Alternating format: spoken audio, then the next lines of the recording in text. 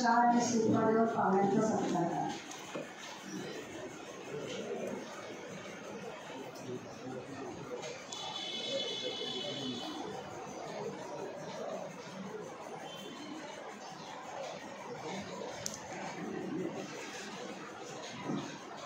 महाराष्ट्र श्रीविजय विजू पेंडकर यांचा सत्कार केलेला आहे.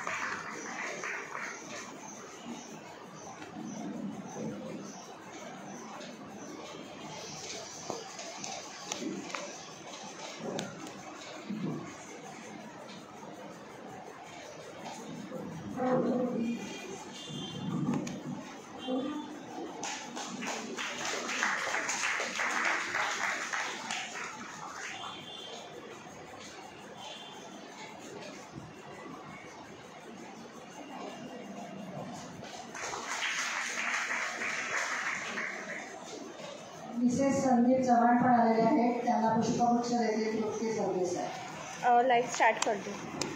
स्टार्ट कर दीजिए. अच्छा चलो.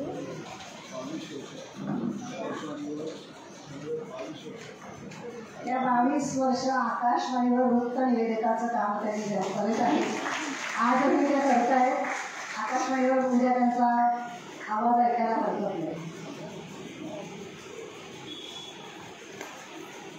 आता आपल्या thank you so much. Sandeep Chavan यांच्या मातोश्री आले. त्यांनाही आपण एकूण घेऊन त्यांचं स्वागत करूया. आपको चार्जिंग करना है? आपके पास वो नहीं है मोबाइल पे? लगाना है तो लगा लो ना साइड में. आपला कार्यक्रम ऐकायला आपली मातोश्री सभागृहात आहे आणि मातोश्रीचं भाग्य की आपला मुलगा व्यासपीठावरून बोलतो आहे हे खरोखर भाग्याची गोष्ट आहे. आज आपल्या व्यासपीठावर दोन अष्टपैलू नेतृत्व असलेले सभासद उपस्थित आहे. अशा व्यक्तींचा हे परिचय करून देताना अष्टपैलू नेतृत्वाच्याच तृप्ती सरदेसाईंना सांगते की त्यांनी त्यांचा परिचय करून द्या.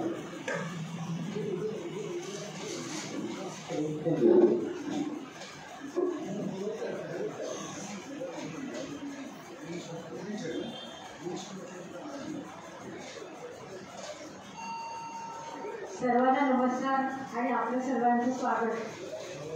आजच्या आपल्या मान्यवरांचा परिचय खूप मोठा आहे आणि तो आपल्या ग्रुपवरती आपण पाठवला आहे. सर्वांनी आपण वाचला पण आहे. त्यामुळे मी आज थोडक्यात परिचय करून देते. सर्वप्रथम भारतश्री विजू पेंडकर. जन्माने ज्यू असले तरी मराठी अस्खलित बोलणारे, मराठी साहित्यावर प्रभाव असणारे श्री विजू पेंडकर यांचा शेरो शायरी हा श्वास आहे. मी अनेक वेळेला त्याचा अनुभवही घेतला आहे.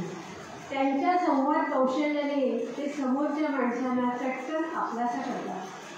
मुंबईश्री, महाराष्ट्रश्री, भारतकुमारश्री इत्यादी किताब त्यांना मिळाले आहेत. मिस्टर युनिव्हर्स त्यांना होता आला नाही कारण 1972 न्यूयॉर्क ऑलिम्पिकमध्ये ज्यू खेळाडूंची हत्या झाली म्हणून भारत सरकारने सुरक्षेच्या कारणावरून स्पर्धेत भाग घेण्याची परवानगी नाकारली. कबड्डी आणि शरीर सौष्ठव या खेळामध्ये ते गोल बीटा बॉय म्हणून ओळखले जातात. त्यांच्या दगडी शिल्पासारख्या आखीव आणि देखीव देहयष्टीमुळे त्यांनी सिनेमात साकारलेला टार्झन आजही लोकांच्या कायम लक्षात राहिला आहे. अतिशय गरिबीमध्ये सरांचं बालपण गेलं. गोळ्या खैरनार आणि तिलईकरांसारख्या कडक शिस्तीच्या अधिकाऱ्यांकडनं त्यांनी आपल्या सुहास्य वदनाने शरीर सौष्ठवपटूंची आणि जीनच्या परमिशनची कामं करून घेतली. 2021 त्यांचं योद्धा हे खेळ पुस्तक प्रसिद्ध झालं. पेंडकर सरांचा जीवन प्रवास म्हणजे जिद्द, मेहनत, संयम आणि प्रेरणेचा उत्कृष्ट नमुना आहे. वर्ष 2023 त्यांना जीवन गौरव पुरस्कार देण्यात आला. वैयक्तिक अडचणीवर मात करत त्यांनी सिद्ध केले की जिथे इच्छाशक्ती आणि मेहनत आहे तिथे यश नक्कीच मिळते. अशा या श्री बिजू पेंटर यांचा जीवन प्रवास आजच्या पिढीला नक्कीच दिशादर्शक ठरत आहे. सर, एलिकबुली शाळा माझगाव या शाळेमध्ये ही 150 वर्षाची जुनी शाळा आहे. त्या शाळेचे ते विश्वस्त आहेत आणि त्या शाळेमध्ये सेवा करण्याची संधीही मला मिळाली. त्यामुळे पेंटर सरांशी खूप ओळख झाली. हो हो हो, पहिलीपासून त्या शाळेमध्ये सर शिकले. आणि पेंटर सरांना मराठी गाणी खूप आवडतात. मुख्य म्हणजे एका तळ्यात होती हे गदिमांचं आवडतं, हे गीत गदिमांचं त्यांचं आवडतं गाणं आहे. आणि सर डोंगरीसारख्या विभागात चाळीमध्ये राहत होते. आपल्या कर्तबगारीने आणि कधी हार न मानणाऱ्या त्यांच्या भक्तीमुळे त्यांचा एवढा यशस्वी प्रवास झाला. एका तळ्यात होती हे गाणं जणू पेंटर सरांच्या जीवनावरच आहे असं वाटतं.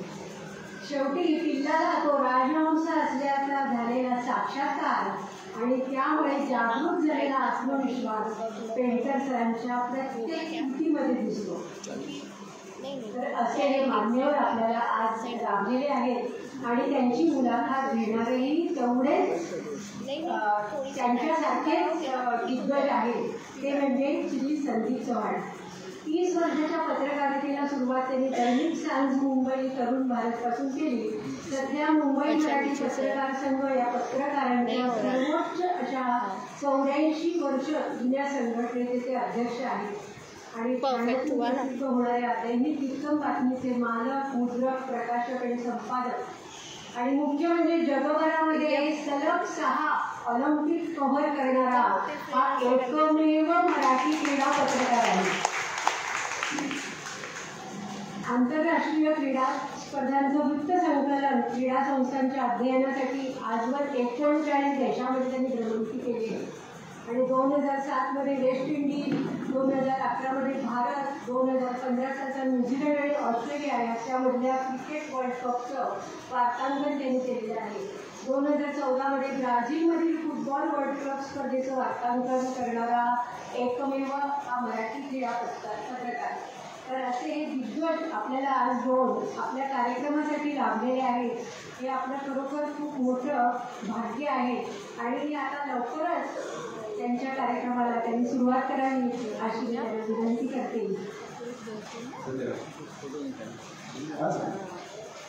आवाज येतोय पाठीमागे?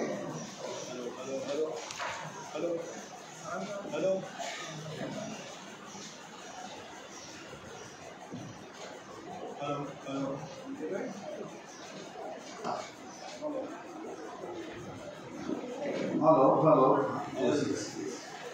आवाज पोचणं महत्वाचं आहे आजच्या धकाधकीच्या आयुष्यात. आणि त्यामुळे मी संयोजकांतर्फे थोडीशी डिग्री व्यक्त करतो. कारण मला मगाशी सांगण्यात आलं की शिकवण्याचा उपक्रम जो आहे हा डॉट 5:30 वाजता सुरू होतो आणि 7 वाजता संपतो. 15 मिनिटं थोडासा उशीर झाला पण तुम्ही मोठ्या दिनाने तो माफ करायला हवा ही 15 मिनिटं. कारण या महामुंबईमध्ये जर काय नसेल आपल्याकडे तर तो वेळ नाही. आणि आज सगळी अंधेरीत आले. मी सायंकाळला आलो आणि जेवढ्या वेळात मला पुण्याला जायला वेळ लागतो तेवढ्या वेळात मी बोरिवलीमध्ये आलेलो आहे. थोडासा अंदाज पुढे वगैरे चुकला पण वेळ गाठली आम्ही. फार वेळ घेत नाही कारण आज आपल्यासोबत मगाशी आमच्या दोघांची ओळख करून दिली. कधी कधी का प्रत्येक व्यक्तीचं व्यक्तिमत्व सांगण्यासाठी शब्द अपुरे असतात आणि मग जेव्हा आपण त्या व्यक्तीशी संवाद साधतो तेव्हा त्या संवादातलं त्या व्यक्तीचं वेगळं व्यक्तिमत्व जे आहे ते उलगडत जातं. आणि मला असं वाटतं की आज आपल्याकडे जे गेस्ट आहेत किंवा ज्यांची मुलाखत घेणार आहे बिजू पेंटरची यांच्यावर मी पुस्तक लिहिलेलं आहे. योद्धा म्हणून त्यांचं हे पुस्तक आहे.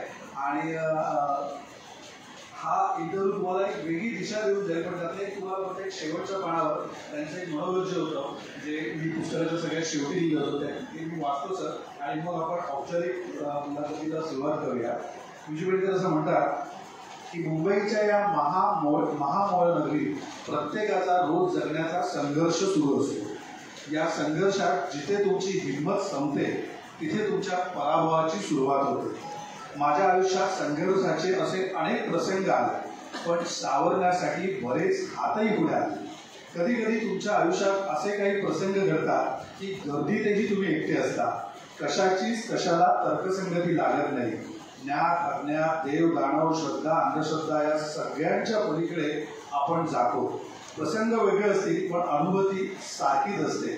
संघर्षाच्या त्या प्रत्येक अवघड वळणावर योद्धा हे पुस्तक तुम्हाला दीपस्तंभासारखं मार्गदर्शन करेल. आणि मला असं वाटतं की आज याच मुद्द्यात जर आपण या मुलाखतीला सुरुवात केलं, कारण विजू व्यंकटजींनी अनेक कार्यक्रमात एकत्र आलं, अनेक कार्यक्रमात त्यांनी भाषणाच्या वरती उत्तम संवाद साधतात, उत्तम भाषणे करतात. तर आज आपल्या समोरचा जो ऑडियन्स आहे, ज्येष्ठाले आहेत, म्हणजे वयाची, मी मगाशी विचारलं की इथे ॲडमिशनसाठी काय प्रमुख हे असते, तर तुम्हाला स्वतः मिळू शकतो, मला नाही मिळू शकत, कारण वयाची अट 60 असल्याशिवाय तुम्ही या सभागृहात प्रवेश करू शकत नाही. त्यामुळे मला अजून 8 वर्ष थांबावं लागणार आहे. तुम्ही इमिजिएट समजून घेऊ शकता, त्यासाठी पुन्हा आधार कार्ड लागणार आहे. सो आजचा हा जो ऑडियन्स आहे, हा जसं मगाशी आपण म्हटलं की अनेकदा आपण गर्दीमध्ये एकटे असतो आणि इथे आपल्याला प्रत्येक जण जो आहे, आज जेव्हा हा आपला मुलाखतीचा कार्यक्रम संपेल तर प्रत्येक जण तुमच्या आयुष्यात दिलेला घटना किंवा तुमच्या सगळ्या संघर्ष आहे त्याच्याशी तो स्वतःला रिलेट करत जाईल असं मला विश्वास आहे. तर आपण सुरुवात करूया. म्हणजे मगाशी जी सरांची ओळख करून देण्यात आली, आम्ही 2 दिवसापूर्वी भेटलो तर विचारले की नेमकं काय कोणकोणते मुद्दे आपण मुलाखतीमध्ये घ्यावे, आणि मग सगळ्यात शेवटी आम्ही असं ठरवलं की आपण फक्त संवाद साधूया. कारण आम्ही जेव्हा भेटतो की सरांची मगाशी जशी ओळख करून देण्यात आली की कबड्डीच्या मैदानाचा बॉर्नव्हिटा बॉय म्हणून सरांची ओळख आहे. म्हणजे तुम्हाला बॉर्नव्हिटा माहिती असेल, 1972 साली महाराष्ट्रातला पहिला भारतश्री, म्हणजे ज्याला आपण मिस्टर इंडिया म्हणतो, तो पहिला भारतश्री किताब जिंकणारे हे विजू बेनकर, म्हणजे महाराष्ट्राला पहिल्यांदा भारतश्री किताब जिंकून देणारे विजू बेनकर जे आहेत. आणि योगायोगा त्याच वर्षी म्हणजे 1972 साली राष्ट्रीय कबड्डी स्पर्धेचं विजेतेपद सुद्धा विजू बेनकरांच्या संघाने जिंकलं होतं. आणि आज सगळ्यात म्हणजे 1972 पासून आपण 1925 मध्ये आहोत, म्हणजे 28 आणि 25 गेले 53 वर्ष हा विक्रम अबाधित आहे. आजही एक आणि लग्न 4 वर्ष झाले, तो एक मोठा विक्रमच आहे सर, की आजच्या काळामध्ये एवढी वर्ष लग्न टिकणं आहे मोठा विक्रम. पण सगळ्यात महत्वाचं म्हणजे एक व्यक्ती एकाच वर्षी 2 खेळात राष्ट्रीय विजेतेपद मिळवतो. आणि तेही म्हणजे ज्याला आपण म्हणतो की सरांचं जर तुम्ही हे पुस्तक वाचलं तुम्हाला लक्षात येईल की डोंगरीसारख्या भागामध्ये जर तुमचं बालपण गेलं आणि थेट तुम्ही राष्ट्रीय विजेतेपदाला गवसणी घातली, तर हा जो प्रवास आहे या प्रवासाला आपण आधी बोलूया आणि मग वेगवेगळ्या विषयांवर आपण येऊया. तो सरांचं जसं मी म्हटलं की बॉर्नव्हिटा बॉय होते, मिस्टर इंडिया होते, त्याच्यानंतर विविध चित्रपटांमध्ये त्यांनी काम केलेलं आहे. म्हणजे टार्झन जो पहिला हेमंत रेड्डीचा टार्झन जो चित्रपट झाला त्याच्या आधी जो टार्झन आला त्या टार्झनमध्ये सर प्रमुख भूमिकेमध्ये ते हिरोच्या, त्याच्यानंतर अगदी गोविंदापासून ते अगदी अनेक दिग्गज कलाकारांबरोबर सरांनी हिंदी सिनेसृष्टीत काम केलेलं आहे. त्याच्यानंतर उत्तम मराठीवर प्रभुत्व आहे, शेरोशायरी करतात, असं एक हरवणारे व्यक्तिमत्व आपल्यामध्ये, आणि त्या हरवणाऱ्या व्यक्तिमत्वाला बोलतं करण्याची जबाबदारी माझ्यावर आहे. तो सर सगळ्यात पहिला आपण सुरुवात डोंगरीपासून सुरू करूया. म्हणजे माझ्या पुस्तकामध्ये मी लिहिलेलं आहे की आयुष्यात तुमची दिशा. आधी मी एक प्रश्न विचारतो, तुम्ही आभार मानून सुरू करा की साधारणतः असं म्हणतात की आपल्या आयुष्याची दिशा ही तुमची पुढची दशा ठरवत असते. म्हणजे डोंगरीसारखा भाग, डोंगरी हा तुम्हाला सगळ्यांना माहिती असेल, मुंबईतला कुख्यात असा एरिया आहे. म्हणजे मुंबईतल्या सगळ्या म्हणजे तुम्ही आता माझ्यापेक्षा जास्त पावसाळे पाहिलेले आहेत. मुंबईतली कोणतीही दंगल जी आहे किंवा कोणत्याही बॅड न्यूजसाठी डोंगरी जास्त तिकडे. सो मी जे म्हटलं की जी आयुष्याला दिशा मिळते त्या दिशातून तुमची पुढची दशा ठरवत असते. त्याच डोंगरीमध्ये दाऊद इब्राहिम नावाचा एक इसम होता जो आज पाकिस्तानामध्ये आहे. आणि त्याच डोंगरीमध्ये विजू बेनकरांचं एक व्यक्तिमत्व आहे की ज्यांनी राष्ट्राचा ध्वज जो आहे हा अगदी देश विदेशात फडकवला. त्यांना त्या ॲक्शनसाठी त्यांचं कौतुकही झालं. आणि गमत म्हणजे हे दोघंही लहानपणी एकत्र खेळलेले आहेत. म्हणजे ज्याला आपण कोयबा आणि गोट्या म्हणतो, तर दाऊद सोबत गोट्या गेलेला माणूस तुमच्यासमोर मी आणलेला आहे. तर सर एक डोंगरीचा मुलगा दाऊद म्हणतो आणि एक डोंगरीचा मुलगा विजू बेनकर म्हणतो. काय नेमकं घडलं आणि या प्रवासामध्ये? संदेश आहे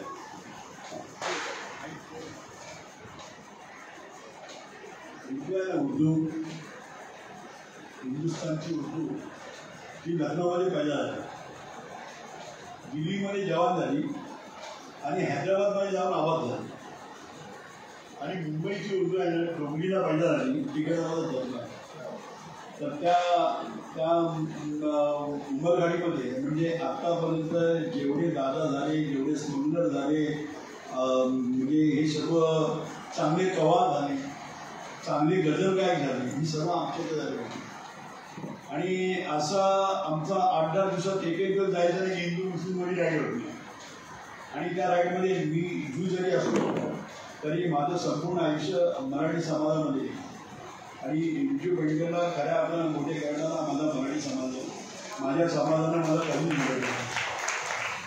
मी आज माझ्या समाजाचा अध्यक्ष आहे, पण मी तिथे जाहीरपणानं सांगतो, जर विजू पेडणेकरला कोणी साथ दिली असेल तर माझ्या बाजूला असणारा माझा एक कोळी समाज होता, आगरी समाज आणि भंडारी समाज, यांना मी आयुष्यात दिसू शकत नाही. एवढं त्यांनी मला आपलंसं करून घेतलं. म्हणजे मला काही जाणवत नाही मी जो आहे म्हणून. पण मी पण तितक्या हिंदू समाजाबरोबर मी माझे वडील राईट झाल्यानंतर आम्ही थोड्या बाटल्या घेऊन आम्ही त्यावेळेला धावपळ करत होतो. तो विजू तुमचा म्हणजे मुसलमानांच्या बरोबर त्यावेळेला वाद त्यावेळेला पुष्कळ व्हायचे. म्हणजे ते ढोंगीमध्ये सुद्धा जास्त प्रकार. आणि करीमदादा म्हणजे हा असा डॉन मी पाहिला नाही. मी नंतर सर्व त्याच्या 4-5 बिल्डिंग सोडून मी राहिला. त्याच्यामुळे त्याचे सर्व त्याची मिसेस नरगिस माझ्यावर फार चांगली होती. कारण मी स्पोर्ट्समध्ये असल्यामुळे तर बॅग करत तब्येत चांगली होती. माझ्याकडे बघण्याचा एक आकर्षित तो भाग वेगळा होता. तर करीमदादा पण मला फार चांगला मानायचा. तेव्हा तो सकाळी 11 वाजता खाली उतरायचा आणि त्याला जी 4-5 गाड्या लागायच्या आणि आम्हाला काही कौतुक वाटत नाही. आम्ही आपल्या बाजूला खेळत जायचं, आम्ही आमच्या याच्यात. पण त्याला भेटायला जी मंडळी यायची त्याच्यामुळे दाऊ झालं. आणि दाऊ पण तो डोंगरात जायचा नागपाडाला. माझ्या मिसेसचं ऑफिस होता 2nd फ्लोअरला आणि ग्राउंड फ्लोअरला तो राहायचा. त्याची बहीण आपा राहायची म्हणजे सर्व. आणि आत्ता पण ती वादी. पण माझी मिसेस ज्याच्यावर भेटत जायची पहिले ती आपा भेटायची. घड्याने कैसा आहे बिजू कैसा आहे काय लावून चाय पेटी आपण आता ती वाद. म्हणजे एवढे असे संबंध होते. पण त्यांचे व्यवहार वेगळे होते, आमचे व्यवहार होते वेगळे होते. त्याच्यामध्ये आपण कधी गेलोच नाही. पण तो दाऊ त्यावेळेला बसायचा. करीमदादा खाली आला की सगळे राहिले. कोणाला माहिती होतं दाऊ एवढा मोठा होणार आहे. त्याचे ॲम्बिशन्स काय. नेपोलियनची त्यावेळेला त्यांनी पुस्तकं वाचली आहे. मला पाहिजे मी वाचवतो.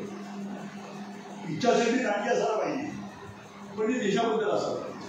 ही देशद्वारांची क्रिया होती. आणि त्याच्यामुळे त्यावेळेला त्याच्यावर खेळलं असेल पण तुम्हाला आवड कसं होणार नाही. देशावर प्रेम. मी धर्मापेक्षा देशावर प्रेम करणारा माणूस जीव असतो.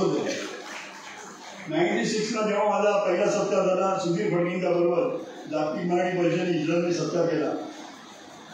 आणि त्यावेळेला शिवसेनेचं सरकार यादी होतं, मनोज जोशीचे अध्यक्ष होते. त्यांचा सर्व मंत्रिमंडळ त्या ठिकाणी घेतला होता इस्रायलला. आणि सुधीर फडणींच्या बरोबर माझा सत्कार होता. म्हणजे महाराष्ट्रामध्ये मी मंत्र्यांच्या मांडीला मांडी लावून आयुष्य बसलो. मी त्यांचा आवडता घ्या बाळासाहेब त्यावेळेला विचारते, शरद विचारते विजू पेडणेकर खेळणार आहे का माईवाला आम्हाला यायचे. हा तो फ्रेज होता. म्हणजे यांच्याबरोबर मी बराचदा बसलो. पण सुधीर फडणींच्या बरोबर बसणं आणि तो पण सत्कार त्यांच्याबरोबर करून घेणं. जागतिक मराठी परिषदेमध्ये जगातली असंख्य मराठी माणसं आहेत. आणि जेव्हा मी घरी आमच्या घरी रेडिओ नव्हता, आम्ही बाजूला शेजाऱ्यांच्या घरात असं सकाळी उठल्यानंतर स्वयंश्री रामचंद्र प्रभू ऐकती कुशलवर रामायण गाती. त्या माणसाच्या बाजूला मांडीला मांडी लावून बसणारे योग आला. याच्यापेक्षा भाग्य कोणतं विजू पेडणेकर असायला पाहिजे. तेही सर्व घ्या. आणि शरद पवार त्यावेळेला तिथे भाषणाला नाही बोलले की मला कधी कळलं नाही विजू आमचा जीव आहे म्हणून. मला आत्ता कळलं. मला त्या समाजाने कधी म्हणून समजत नाही. मला आपला पण सांभाळणार. उलट मी महाराष्ट्र झाल्यानंतर इतर समाजाने माझे भरपूर सत्कार केले. माझ्या समाजाने मला पैशाची त्यावेळेला फार अत्यंत गरीब होती. मी संदीप तुम्हाला नंतर थोड्याशा बऱ्याचशा गोष्टी सांगेल. म्हणजे आयुष्य मी कसं काढले कसं काय. आणि त्या आपल्या ऐकमध्ये जात होतो उलट थोडं मला आठवतं फ्लायबॉनमध्ये गेल्यावर. तर असं धन्य. आणि तो सतत तिकडे झालेला बाबू इंडियाबरोबर नंतर काही वर्षांनी महादेव गडकरी होते. म्हणजे महादेव गडकरी म्हणजे महाराष्ट्राचा तख्त हातमारे व्यक्ती होते. शब्दात तेवढी ताकद म्हणजे एका अग्न दिला तेवढी ताकद होती. आणि त्यांनी जेव्हा त्यांनी समाजात भाषण करण्याचं सांगितलं की विजू पेडणेकर आता पण मी बॉडी बिल्डर त्याला समजतोय, चांगला भारतशी समजतोय, चांगला कबड्डीपटू समजतोय. पण विजू पेडणेकर खेळाडू झाला नसतं तर आमचा साहित्यिक असा. सर्व मत नाही. पण तुम्हाला परिस्थिती माणसाला बदलते. माणसाला परिस्थितीला बदलण्याचा प्रत्येकाला धबधबाच नाही. आणि त्या परिस्थितीमुळे काही गोष्टी करणार नाही. आम्ही प्रयत्न असं करतो की या पुस्तकामध्ये मी जे काही लिहिलं आहे सरांच्या बद्दल त्याच्या व्यतिरिक्त जे पुस्तकात आलेलं नाहीये ते आपण असं चर्चा करतो. मगाशी तुम्ही म्हणजे किंवा इच्छाशक्तीचा मलाही सर जू हे ते 15 वर्षानंतर कळलं. म्हणजे मी 1995 पासून सरांना कव्हर करत होतो आणि त्याच्या आधी सरांनी सोडून दिलं होतं क्रिकेट ॲक्च्युअल हे खेळणं कबड्डी आणि शरीरशास्त्र, पण ते संघटक म्हणून कार्यरत होते आणि सरांशी बोलताना मला कधी जाणवलं नाही की ते जू हे त्यांचं मराठीवर प्रभुत्व असायचं, शब्दलेखन त्यांचं आमच्यापेक्षा अधिक चांगलं असायचं. सो कधी कधी आम्हाला असं वाटायचं की या व्यक्तीमध्ये काय करायचं, प्रत्येक वेळी यांची एक वेगळी ओळख आम्हाला मिळायची. सर खेळाडू हा जो प्रवास आहे व्हायचंच ठरवलं होतं का की कारण तुम्हाला काही तसा फार मोठा वारसा नव्हता म्हणजे खेळाचा, पण दुर्गीमध्ये कबड्डी आणि शरीरशास्त्र हे दोन्ही गेम एकत्र कसे खेळतात. आणि जसं मगाशी मॅमने ओळख करून दिली बॉर्नव्हिटा बॉय म्हणून यांना ओळखलं जातं. तर 1972 साली जेव्हा हे मिस्टर इंडिया झाले तेव्हा मला सांगायला खूप अभिमान वाटतो की आजवर आपण पाहिलं की क्रिकेटपटू श्रीमंत असतात, परंतु महाराष्ट्रामध्ये क्रिकेट सोडून जर इतर कोणत्या खेळातला खेळाडूला जर पहिल्यांदा जाहिरातीमध्ये प्रवेश मिळत असेल तर ते विजू पेडकर होते. 1972 साली ते बॉर्नव्हिटाचे ब्रँड अँबॅसेडर होते. तुम्ही आठवत असेल 67 साली. तर त्यावेळी तुमच्या तरुणपणी 67 साली तुम्ही थोडंसं स्मृतीचं काम दिलं असेल तर त्यावेळी तुम्ही जेव्हा सिनेमागृहात जात असाल त्या सिनेमागृहामध्ये एक जाहिरात लागायची, असा एक कर्णाबाट असा मस्तपैकी योद्धा जो आहे असा 7 घोड्यांचा रथ ओढतोय आणि ती जाहिराती चालू आहे. तर त्या जाहिरातीमधला जो रथ ओढणारा जो युवक होता ते विजू पेडकर होते. म्हणजे प्रत्येक पिक्चर सुरू व्हायच्या आधी ही जाहिरात लागायची, विको वर्षांती आणि आपला बॉर्नव्हिटा बॉय. तसा हा जो धारावीतला मुलगा ते बॉर्नव्हिटा बॉय, आणि मला आठवतं मी माझ्या पुस्तकात लिहिलेलं आहे की त्यावेळी बॉर्नव्हिटा बॉय हे दुधामध्ये टाकून प्यायला जायचं. घरची गरिबी इतकी होती त्यांना बॉर्नव्हिटाने त्यावेळी वर्षभर पुरेला बॉर्नव्हिटाचा साठा दिला होता, पण घरी दूध नसल्यामुळे पाण्यामध्ये बॉर्नव्हिटा टाकून हा माणूस मिस्टर इंडिया झालेला आहे. तर हा प्रवास कसा होता? मी उमरगाडीमध्ये आमची जागा जी होती ना ती 10 बाय 10 रूममध्ये आम्ही राहतो. वडिलांना नोकरी फिक्स नव्हती, कधी जाण्या कधी न जाणं, थोडं व्यसनाच्या आहारी होते. 4 बहिणी आणि 2 भाऊ. पण माझी आई म्हणजे कल्पतरू, म्हणजे मला मी तिचं नाव काय असं म्हटलं माझ्याकडे आधी ऐकलं. आणि वडील तेव्हा जास्त लक्ष द्यायचे नाही, पण खऱ्या अर्थानं खरी मदर इंडिया ही पिक्चर आपण पाहिलं ना तशी ती मदर पोचवली. तिनं अत्यंत कष्टानं मेहनत करून म्हणजे सकाळी उठून आम्ही कधी जेवायचो नाही. ती जे 2 बटाटी घ्यायची आणि ते कामाची पाणी टाकायची मसाला मारून आणि 4 बहिणी 2 भाऊ 2 भाव खायला होतो. पण त्याच्यामध्ये पण आनंद होता. गरीब लाल आवाज द्यावा कधी वाटले नाही, पण गरीबला ताकद होण्याची क्षमता, गरिबीला ढाल होण्याची क्षमता तिने आमचा निर्माण केली. माझं बालपण हे सर्व गरिबीच होते, पण त्या गरिबीनं हा उद्धरणीपणा जागवला फुलवला. आणि त्यावेळेला तिने एवढी मेहनत केली की म्हणजे आम्ही आम्हाला झोपा जायला असेल मग आम्ही सकाळी रात्री बिछाना घ्यायचं खाली जाऊन त्याचं डांबायला यायचं. एक तर उन्हाने गरम झालं डांबायला असं रात्रीच्या वाहमाला झोपायला बसेल. सकाळी मग तो वासुदेवाला तो असं 6 वाजता यायचा. सूर्याची पोळी किरण अंगावर पडली मागे उद्यासमान परत घरी जायचं. आणि मग शाळा 9ची होती, 9 ते 4 ही शाळा असायची. तो नंतर बसव तयारी करून जायचं. मग ती कधी काळा दुधाला चहा द्यायची, मग एखाद्या चपाती अशी पण त्यातही आनंद होतो. म्हणजे कधी असं वाटलं नाही की का असं तर या ज्या शाळेकडे ट्रस्टी आहे जी शाळा मी अभिमानाने चालवतो. या शाळेचा 150 वर्षांनी रिझल्ट 60% कधी नव्हता. तो आज 97% आज शाळेचा रिझल्ट साऊथ मुंबईमध्ये शाळा 1 नंबर आहे. आणि ती शाळा वैभवाचं शिकलं मिळण्याचं काम केलं किंवा त्या शाळेतला शिकलेला विद्यार्थी त्याने केलं तर मी अभिमानाने लोकांना सांगतो. आणि मला ती शाळा चालवत बरं वाटतं. या रिटायर झालं त्यांच्या वेळेला सरदेसाई मॅडम या आमच्या सर्वांच्या आदर्श होते. म्हणजे त्यांचं गायनाचं हे होतं प्रभुत्व होतं, पण कधी 2 शिक्षक आधी त्या वर्ग पण घ्यायचे. विद्यार्थ्यांना जोडणं, विद्यार्थ्यांवर तुम्ही संस्कार करणं फार महत्त्वाचं असतं. कारण ते 8-10 तास ते तुमच्यावर असतात. त्यातून ते या देशाची भावी नागरिक घडणार असतात. त्यांच्या आईवडिलांना वेळ देत नसतात, ते शिक्षक देतात. आपल्या मुलांना वेळ देत नाही. म्हणजे त्यांच्या मुलांना कधी मार्क कमी पडतात. तो जेव्हा 82% मार्क घेतो, आपल्याकडे गौरी मॅडम आहे याला प्रोफेसर, त्यांच्या मुलींना ते आता डॉक्टर झाले. पण जेव्हा ती SS झाली होती आणि मॅडम मला भेटायला आल्या, तर तिला मार्क पडले 70%. म्हणजे ही बाई त्या मुलांना शिकवते, तो मुलगा 92% मार्क घेतो आणि हिला मुलांकडे वेळ द्यायला मिळत नाही. तिच्या मुलाला 70% मार्क मिळतात. म्हणजे त्यांच्या आई वडिलांपेक्षा पण तुम्ही त्या मुलांना घडवताय. ते याच्यापेक्षा आणखी काय पाहिजे. त्या आमच्या मॅडम यांनी आत्ताच रिटायर झाल्या. खरं म्हणजे आम्हाला ते शब्द मी त्यांना सांगितलं, मॅडम तुम्ही वेळ काढा, शाळेमध्ये येत जा, तुम्हाला आम्ही मानधन देऊ, पण तुम्ही या, तुमचा हक्क आहे.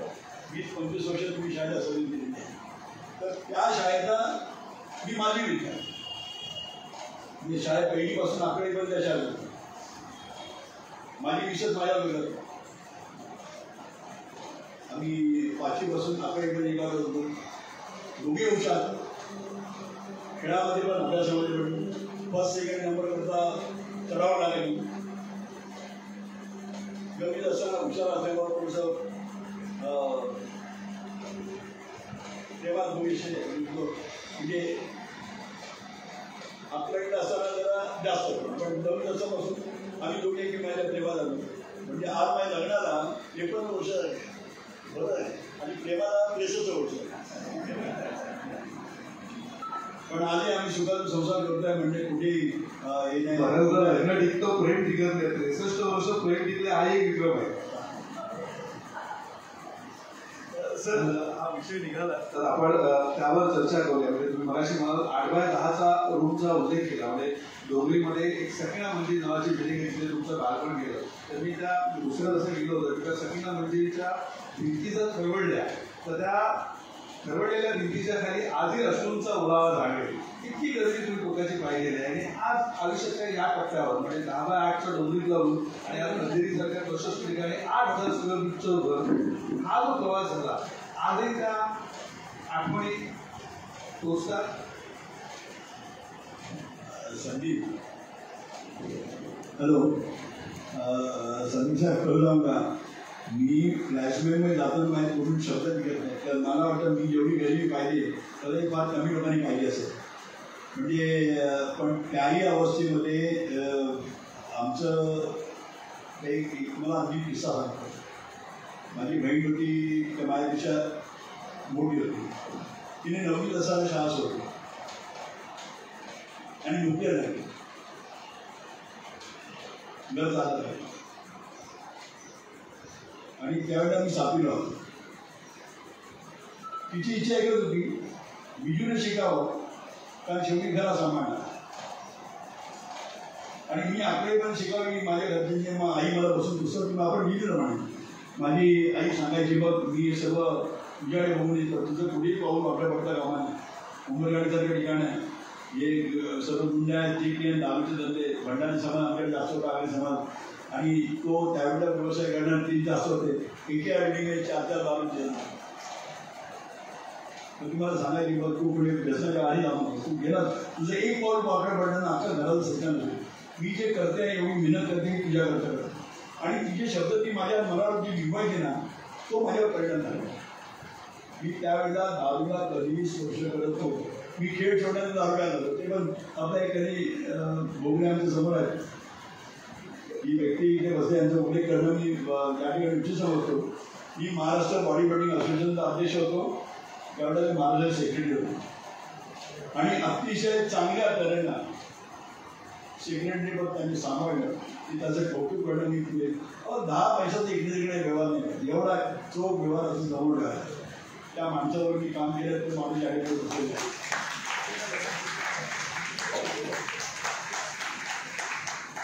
आणि आमची कारकीर्द आम्ही फार चांगली घालतो. म्हणजे मी असताना काही पैशाची कमतरता पडत होती. त्यांना माहिती तळवलं असं की पैशाची कमतरता पडत नाही. कारण गरिबी आम्ही जवळ पाहिजे. आज सर्व सुखसुख होतो.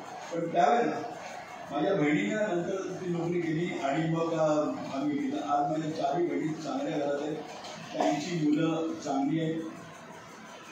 विजू बेडकर कधी म्हणजे माझ्या मिसेसनी जी साथ दिली ना ती माझ्या आजच्या दिवशीची आहे.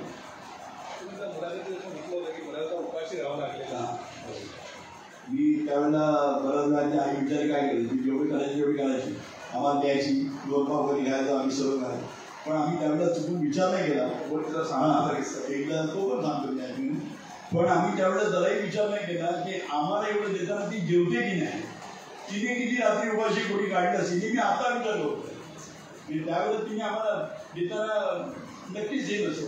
एकदा मी ठाण्यावर थांबा घेऊन आलो आणि आम्ही फायनल जिंकलो. मावळी उड्यावर थांबा होता. इथूनच्या वेळेला पारितोषिक मला मिळाला. घरी आलो आम्ही. रात्री आम्हाला 1:30 वाजला. आता आमच्या खाली त्या भावबाजीच्या गाड्या उड्या लागल्या. नाही तिच्यात पैसे नव्हते. आता सगळेजण भावबाजी घाला खाली बसले. मी बघतोय मला पण बोलत नाही का तिच्यात पैसे नाही, कुठं लागली तर झोप आपल्या तंदी बघ कोणी बोलत नाही. बघितलं मी म्हटलं उभं गेलो आणि 2 वाजले. काही झोपली वडील तर खाली होते. त्या वडील आमच्याबरोबर आले मॅचला आणि नंतर त्याने खाली झोपली. मी माठात माठ वगैरे माठातलं पाणी जरा प्यायला होतं. आई झोपली तिला काय आहे अरे मी एका कोपऱ्यात बसलो तिथे. भूक लागली मी करू काय. आईनं लागली अरे म्हणजे मी काय झालं तू असं बसलाय मॅच झालंच नाही म्हटलं नाही मॅच जिंकली. अरे मग तू असं काय बसलाय तर तिला म्हटलं अरे भूक लागली खाली ते माझ्यावर भाजी पावती खात्यात तर मला बोलवलं पण नाही. अरे मग तुम्हाला अगोदर सांगितलं मी ठेवलं असं ना. आता मला माहिती आहे ती काय ठेवणार पण काही औषध ती उठली. तिला 2 चपात्या लगेच मग पीठ होता मळलेला.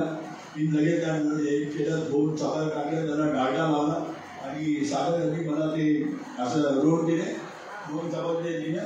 मी पाणी प्यायला झोपतो. हा चिकार भांड्या मी मोठमोठ्या भांड्या करतो मी काय करतो. पण आधी ती चव आणि तिने जी दिलेली त्यावेळची मध्ये माझ्या आयुष्यात मी विसरू शकत. असं म्हणतात हाला तो की आगे न 7 न जुबा होती.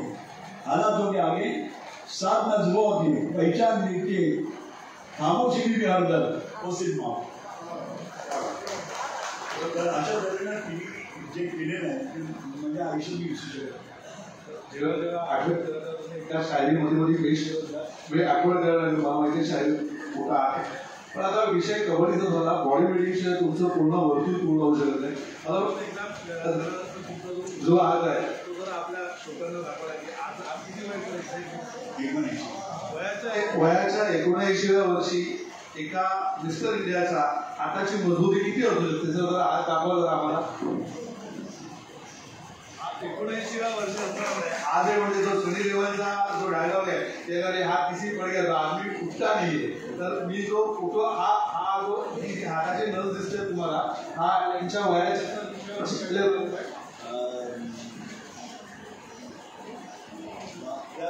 73 साली या व्यक्तीला आजही व्यायाम करतात आणि त्याच्या आतमध्ये आम्ही एक फोटो लावलेला आहे. या फोटोसाठी हा पुस्तक आम्ही जवळजवळ 2.5 वर्ष छापायचं थांबलो होतो. आमचं असं म्हणलं की याचा मिस्टर इंडियाचा जो फोटो आहे तो जोपर्यंत आम्हाला मिळणार नाही तोपर्यंत आम्ही पुस्तक छापणार नाही. आणि या पुस्तकातला फोटो घेण्यात आम्ही दार्जिलिंग पर्यंत सगळा शोध सुरू केला होता. त्याला बॉडी बिल्डिंग संघटनेचे तुमचे सदस्य ते सांगतील की आज आपल्याकडे फेसबुक आहे, व्हॉट्सअप आहे, इंस्टाग्राम आहे. पण हे मी तुम्हाला 1972 सांगतोय. त्या काळामध्ये आपल्याकडे 36चा रोल असायचा. हा फोटो आधी नव्हतं याच्यामध्ये कॉर्नरला आहे विजू बेडकर आणि या मिस्टर इंडिया मिळवताना या व्यक्तीचं पोट बघा किती आतमध्ये. आज कोणताही जर बॉडी बिल्डर तुम्ही घेतला तर एखाद्या 9 महिन्याच्या बाईचं गर्भात पोट जर असतं तसं ते पोट पुढे आलं असतं. कारण ते ड्रग आणि इतर सगळ्या गोष्टी ज्या असतात त्या प्रेग्नंट गोष्टी घेतल्यामुळे. सर मला आठवतं की मिस्टर इंडियाचा हा जो विचार म्हणजे आज आपण पाहतो की एखादा कोणी सुद्धा आता तुमची नातवंड असतील मुलं असतील की आज काय फॅसिलिटीज खेळाडूंना मिळतात. राष्ट्रीय स्पर्धेत जर जायचं असेल तर प्रचंड फॅसिलिटीज असतात. तुमच्या मिस्टर इंडियाचा एक किस्सा आहे तो सुद्धा आपल्या मला वाटतं फार बोलणार नाही सर तुम्हाला बोलायचं मी फक्त तुम्हाला तुमच्या प्रसंगाची आठवण असेल. हा किस्सा खरोखर ऐकण्यासारखा आहे की त्या स्थितीमध्ये त्यांनी मिस्टर इंडियाचा किताब महाराष्ट्राने जिंकून आणला होता. मला एक शेर चांगला आठवला म्हणून सुरुवातीला तो शेर सांगतो. मेरे पास वो नहीं है जो होना चाहिए मेरे पास वो नहीं है जो होना चाहिए था, मैं तब भी मुस्कुराया, मुझे रोना चाहिए था। मुझे सबने शक से देखा, मुझे सबने शक से देखा, मैं किसी को क्या बताता, मेरे पंख कट गए नहीं तो मैं गगन को छुपा। त्यावेळेला माझं 72 साली नुकतंच लग्न झालं होतं आणि मिसेस सर्विसला होती, कारण ती माझ्या पाठीची सीई सारखी होती. आम्ही शाळेत असताना एकत्र, त्यामुळे शाळेपासून माझी तिला परिस्थिती माहिती होती. कारण आमची शाळेची पिकनिकवर गेली ती मग मी आदल्याशी गाणी मारत, तिला काय मी काय येत नाही म्हणून, कारण पैसे भरा नाही, ती माझे पैसे भरून द्यायला आणि पैसे जायच्या. आमच्या तेव्हा मला आढळलं आहे गंगाधरचा चित्रपट, गंगाधरनं मी 9वीला असताना पॅलेस, आणि आमच्या वर्गाची सर्व त्या पाहताना टिकली होती, आणि आमचे सर्व मुलं ते म्हणजे आपण दुनियेला पाहलं दिलीप कुमार होते माहिती. आता हिला माहिती माझ्या पैसे नाही, त्या वेळेला पण तिला 9वीत असताना 5 आम्ही तिकीट मागितली, कारण तिला मला सोडायचं नव्हतं, तिला माहितीला हुशार नव्हतं. 11वीपर्यंत आम्ही होतो. नंतर ती मी लगेच पेपर दिला, यू काढ रिव्ह्यू काढला, म्हणजे लोकांचा फिरण्याचा वय असतो. 9वीत असताना आमच्याकडे मी थोडा रंगवून सांगतो तुम्हाला, कळले म्हणजे म्हणजे परिस्थिती आपण कशी मात करू शकतो. आताची मुलं कळणार नाही, आताची मुलं, आताच्या मुली पण पहिले विचारतात डॅड आहे का, ती नोकरी काय आहे, हे विचारतात. तिनं कधी नाही, तिला फक्त माझ्यावर विश्वास होता. आणि मला शाळेची पुस्तकं घ्यायची होती, 8वी 9वी गेल्यावर वया घ्यायचं होत्या, शूज घ्यायचे होते, ड्रेस घ्यायचा होता. म्हटलं आई आता काय करणार, ती म्हणता तो मी रॉजर्स कंपनीमध्ये नागपूरला होती, मग तिथे सकाळी जाऊन नाही गावं, मग ते ठराविक वेळ एक 15 रुपये मला आमच्या त्या 2 नोकरी मिळाली, 2 रुपये 6 आणे त्या पगारने, आणि ते दुचाला तिथे आपल्याला, तर ते पण एकदा मिळायचं, कधी मिळालं काही नाही. असं मी 22 दिवस तिथे काम केला. जे पैसे मिळाले त्या पैशाचा पुस्तक घेतली, शूज घेतले, माझे कपडे घेतले, राहण्याचे पैसे आईला दिले. ती माझ्या आयुष्याची पहिली कुंडी 9वीत असताना माझ्या आईच्या हातात.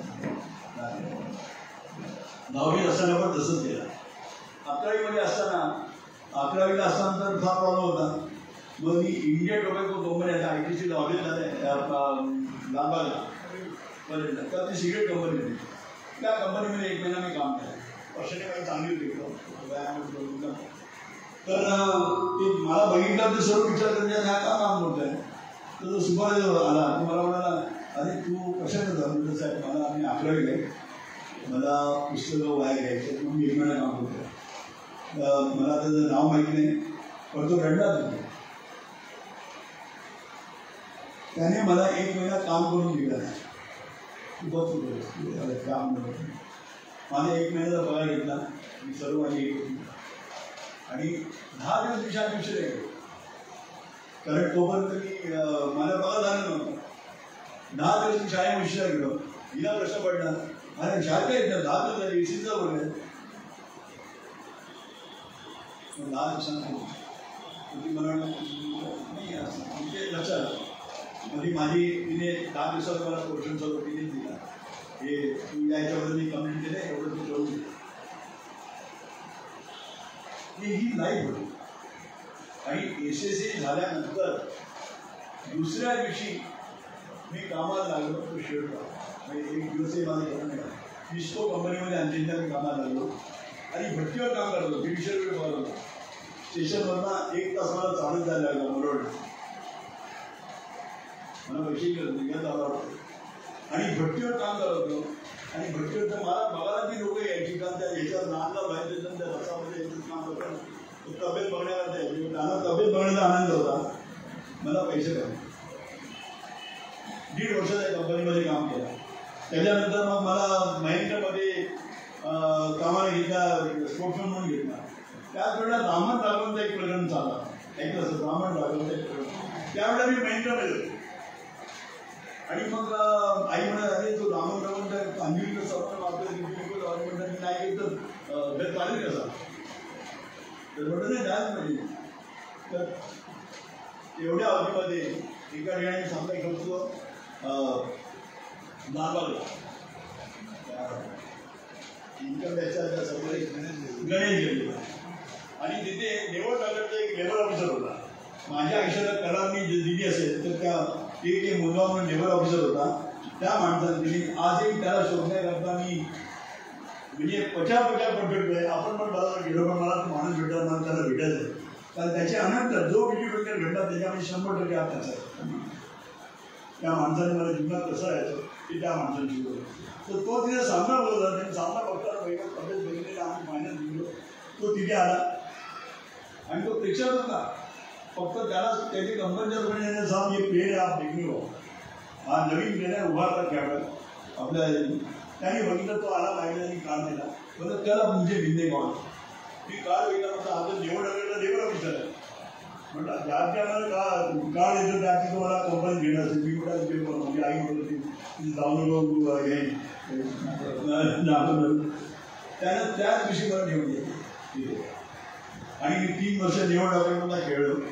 निवड डाकांना एवढं वैभव मिळवून दिलं. भारत कुमार पहिला भारत कुमार मी ज्युनियर विषयाच्या पण तिथंच झालो. त्यांनी आपल्या नेव्हीमध्ये जी ओपन करून त्याने माझी मिरवणूक काढली. म्हणजे एवढं काय माझ्याकडचं केलं. एकदा सेंट्रल गव्हर्नमेंट आम्ही सामने खेळतो इन्कम टॅक्स आणि फायनल झालं निवड डाक्यावर. तर चारी म्हणून इन्कम टॅक्सचे कमिशन होते. नाव ऐकलं असेल त्यावेळेला चारी अत्यंत सजन. त्याला त्याच्या टीमने सांगितलं तर तो बोलला ये पेंटर कोण आहे मेरे को देखणे माने तो आणि मॅच देखणे वाहतो. आणि नेमकं त्या दिवशी काय झालं पाहिजे मॅच 3 वाजता होती. मी 11 वाजता माझ्या इथून निघालो. म्हणजे घरून मी फ्रेश होत होतो. तर राहायचं मी उमर घालतो. जाताना फायनल गेम मी त्या टीमचा कॅप्टन आणि तो चॅरिटी कमिशनरचा चॅरिस आहे तो विजू बेडकर कोणी जो बघायला आलेला होता. तिथे सामना वेळ म्हणजे वेळ सेंट्रल गव्हर्नमेंट सामने तिथे काही मेहरबानी नाही. आणि सर्व वाढवतात विजू बेडकर अजून आला नाही सामना वेळच झाला. आणि मी माझी ट्रेन तिथे मध्ये अडकली 15 मिनिटं. त्यामुळे मी लेट झालो. 20 मिनिटं मला जायला लेट झाला. तोपर्यंत आमच्या संघावर तालवांनी 1.5 गोल मारलेला होता. म्हणजे 12 गुणांनी ते आघाडी होती. फायनलचा सामना आमची हॅट्रिक 3रा वर्ष आहे. मी गेलो बघतो तर सामने माझ्यावर सगळे एवढे धावून आहे. माझा कमांडर एक परिणाम म्हणून नेहमी ताकद ओळखतो डिसिप्लिन कॅप्टन तू समजता की नाही समजताय. हा फक्त माणूस माहिती आहे. बोला विजूभाई आपल्यावर तुमचा विश्वास है और 30 मिनिट बॅलन्स आहे आप घुमा सकते. तर तू काय घाबरू नकोस. वीरच्या वाढीशी आहे. तू उतर राहणार आणि तुला काय साहेब परमेश्वराचं नाव घेतलं. परमेश्वर माझ्यातून चूक झाली नाही पण इथे वाचावं लागले. इथे म्हटलं आम्ही हारलो तर मला दुसऱ्याची निविदा काढणार आणि एकदा ती सर्टिफिकेट मला अनडिसाईड मिळाली अशी मला बाकी ठिकाणी पण नोकरी मिळाली असते. शक्यतो चांगला खेळाडू असतो. कारण तुमच्याकडे शिस्त नसेल त्याला घेण्यात काही खेळाडूला अर्थ नाही. आणि परमेश्वराकडे मी प्रार्थना केली मनातल्या मनात. सामना असा धूर काढला त्या विल पॉवरनी आणि आम्ही 10 रन सर्व पाणी मारले.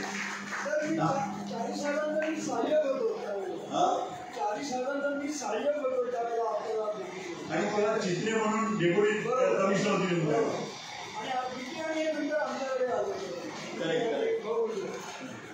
पण त्या चारीने नंतर माझ्यावर एवढं प्रेम केलं. तो नंतर मला वाटतं कर आपल्याकडून खाणं काढून घ्यायचा होता. आणि त्याला त्यांची खेळाडू होती इन्कम त्याची चित्रे म्हणून किंवा मी डेप्युटी कमिशनर होती. आणि तिला एकदा निवड डॉक्युमेंटमध्ये पिकअप कर तुला घेऊन ती गाडी घेऊन आली मला घेऊन गेली. आणि त्यानंतर त्या माणसाने माझ्यावर म्हणजे असं अपार्टमेंट विचारलं त्यांनी नाही खेळावं. आणि अली यावर त्यांच्या हस्ते बक्षीस समारंभ त्या राज्यपाल होते. आणि ही वैभव होतं हे पराभवाचा तुम्हाला द्वेष करता येणार. विजयाची जिद्द बाबून लढायला पाहिजे पण पराभवाचा द्वेषही तुम्हाला करता येणार तर तुम्ही विजय प्राप्त करू शकता. आणि ती ताकद आमच्यामध्ये. हा जो पराभवाचा द्वेष जो तुम्ही मला दाखवला मगाशी जो मुख्यमंत्री राहिला की आम्हाला सगळ्यांना तो मिस्टर इंडियाचा किस्सा ऐकायचा आहे की तुमचा जो बायका म्हणजे डोंगरी ते दार्जिलिंग हा जो काही प्रवास आहे तो खूप संतोष गेली. मला त्या सगळ्यांना दुनियातून छोटे मला आहेत तुमच्या जुने मित्र इथे भेटत आहेत. आता सगळ्यांना हा तुमचा किस्सा ऐकायला आवडेल कारण ते फार कमी जणांना माहिती आहे. 72 साली माझं लग्न 23 जानेवारी मी बाळासाहेबांना एकदा सांगितलं. बाळासाहेब ठाकरे म्हणजे तो वाढदिवस आणि म्हणून म्हटलं माझं लग्न त्या दिवशी आलं. मी तारीख मी बाळासाहेब मी माझं दैव समजतो. तिथं माझा मराठीवर प्रबोध होता आणि शब्दानं माणूस होता. काय असा माणूस म्हणा नाही त्यांच्या मुलांनी ती चालत नाही. म्हणजे बाळासाहेबांची मुलं ठीक आहे त्यांना पण बाळ शब्द एकदा मराठी माणूस आणि हिंदू समाज यांच्या त्यांच्या व्याख्येवरती संकुचित करतोय ती त्या पक्षी टाकून ती बाळासाहेब नाही. आणि म्हणून सर्व तळातल्या लोकांचं त्यांना ते सपोर्ट मिळालं. आता कसं ते भाषा यांची बदलतात मी तर त्या माणसाला कुठे त्याच्यामुळं पण मी त्यांचा फॅन होतो आणि म्हणून म्हटलं नाही माझा लग्न 23 जानेवारी आणि कळलं 23 जानेवारी तारीख कळली. पण त्यावेळेला कबड्डीची नॅशनल लागली आणि कबड्डीच्या वेळेला काय झालं की माझं सिलेक्शन महाराष्ट्र संघात चांगला खेळून पडलं. माझं सिलेक्शन झालं तेव्हा मी निवड आघाड होतो.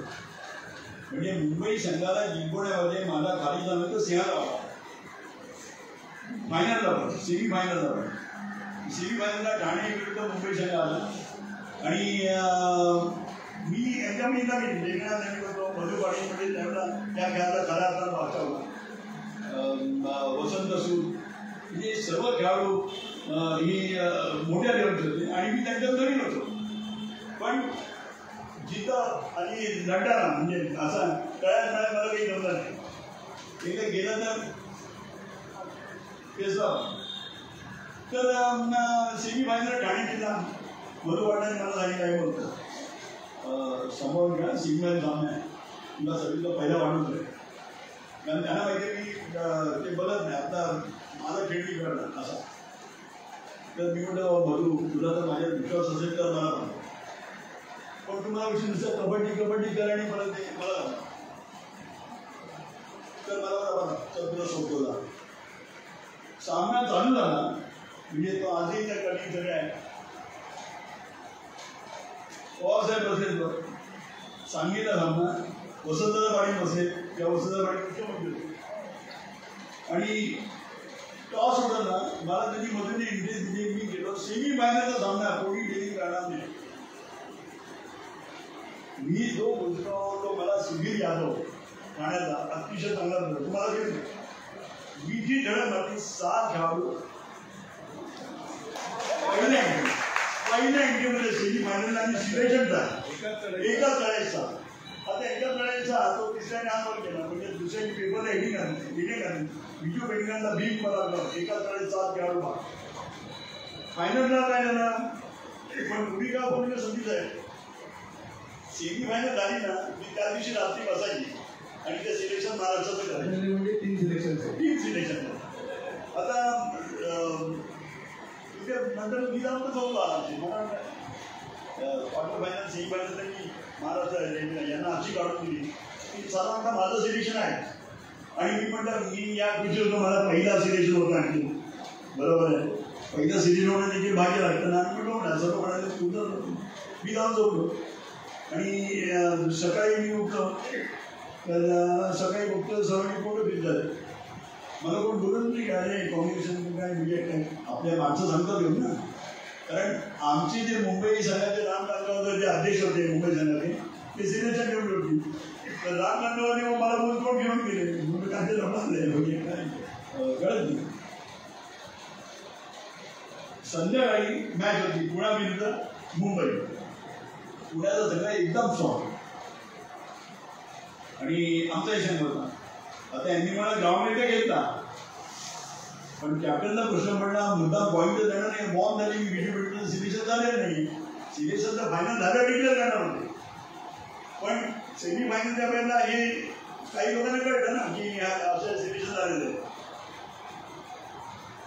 मला मधु पाटील आतमध्ये घेतला पण मला चढायला पाठवतच नाही फायनलला आणि पुणे संघाने मी पहिल्यावर बघितलं एवढा पुण्याच्या संघाने गेली 9 डझन रुपये लागले मुंबई संघात. वसंत सुदने 3 इंट्रा केल्या, मधु पाटलांनी 2 इंट्रा केल्या, जार गावांनी 2 इंट्रा केल्या, शेखर शेट्टी म्हणजे हे टॉपचे खेळाडू ज्यांना पॉईंटच मिळाला त्यांचं नाही मिळू. त्यांना प्रश्न पडला काय म्हणजे हा फुटा मी विचारलो हा फुटा खेळाडू मारत नाही आणि मधू मला सोडत नाही. मधुरा वाटला मी मुद्दा पॉईंट दिलो. नंतर मधू मांडले त्यांना कळलं की आपल्याला पॉईंट मिळत नाही. मधू मला वाटलं बिजू सतत असे की आपण बघा संवाद हा जर पॉईंट गेला तर पुण्याकडनं आपण जिंकणं कधी नाही. त्यांची कवर फार स्ट्रॉंग आहे. तुम्ही त्या पण त्याला म्हटलं मधू तुला जर विश्वास नसेल तुम्हाला पाडू नकोस पण दडपण आणू तर त्यांनी मोठ्या याच्याने मी विचार असं केलेला मी नवीन होतो मला हा कोण खेळाडू तो कोण खेळाडू हे बघायला. तुम्हाला एकदा खेळाडू मजबूत कळला ना की म्हणून घावतो.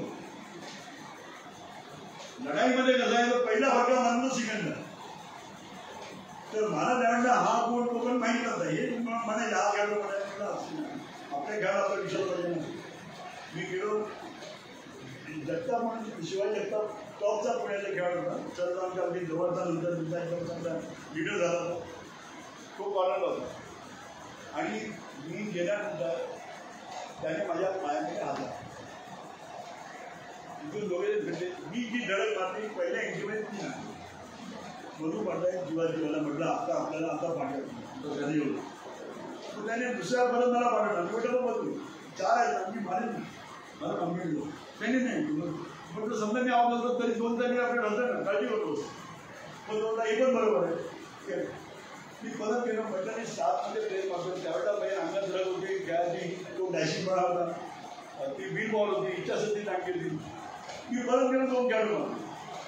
असा करून संपूर्ण फायनलचा 2 मिनिटांनी मारला. मुंबई संघ जिंकला. आता मुंबई संघ जिंकल्यानंतर सिलेक्शन डिक्लेअर केलं होते. सिलेक्शन डिक्लेअर करताना बिजू पेंटरचं नाव न्यायला पब्लिक अक्षरशः ग्राउंडवर गेलं. प्रेसवाल्यांनी दुसऱ्या दिवशी जे उचलून धरला माझ्या मनाला पण लागला आणि माझे वडील तर कबड्डी खेळायचे चांगले त्यांच्या मनाला पण यातना आलं ते म्हणाल नाही. एवढ्यामध्ये काय आला महाराष्ट्राची ॲक्टिव्ह होती नॅशनल करता. आता इथे महाराष्ट्र संघ निवडला. रेल्वेच्या संघाने विचार केला बिजू पेंटरला रेल्वे द्या आणि त्याला आपण आपल्या टीममध्ये घेऊन जाऊ. त्यांचं सिलेक्शन झालेलं होतं रेल्वेचं त्यांची कॅम्प चालू होती. माझ्याकडे ते आले मुनींद्र पांडे मॅनेजर आले. ते म्हणाले तुम्ही रेल्वे जे असेल वाटतात तर तुला ग्रेड देतात. मला या खेळाडूंच्या पेक्षा वरच्या ग्रेडवर त्यांनी घेतला. तू काही काम करायचं नाही फक्त खेळायला रेल्वे करतो. मी म्हटलं मला मुलगाला विचारायचं त्याने माझ्या रंग करायचा निवड टाकायला. मी त्याच्या घरी गेलो त्याने मला घरी जेवायला बोलला. त्याची विसत तो काढला. मी म्हटलं देखो मुलगा साहेब आज आपल्या रेकाला नाही देते पण रेल्वे दिलं माझं भविष्य होईल. मला शेवटी माझ्या बहिणी आहे माझं घर मला सांभाळलं. तर त्यांनी मोठ्या ह्याच्याने मला बोलला मी तुझा भरवत असेल तुझा. मी त्यांच्याबरोबर कॅम्पला गेलो. कॅम्पला सर्व खेळाडू गेले होते. मला मुनींद्र पांडे प्लेटने घेऊन गेला आणि महाराष्ट्राला माझी पहिली राष्ट्रीय स्पर्धा 72मध्ये महाराष्ट्राची हॅट्रिक महाराष्ट्राची चूक केली मला सगळ्यात घेतल्याने महाराष्ट्रात मान आणि आम्ही रेल्वे झालो आम्ही जिंकलो.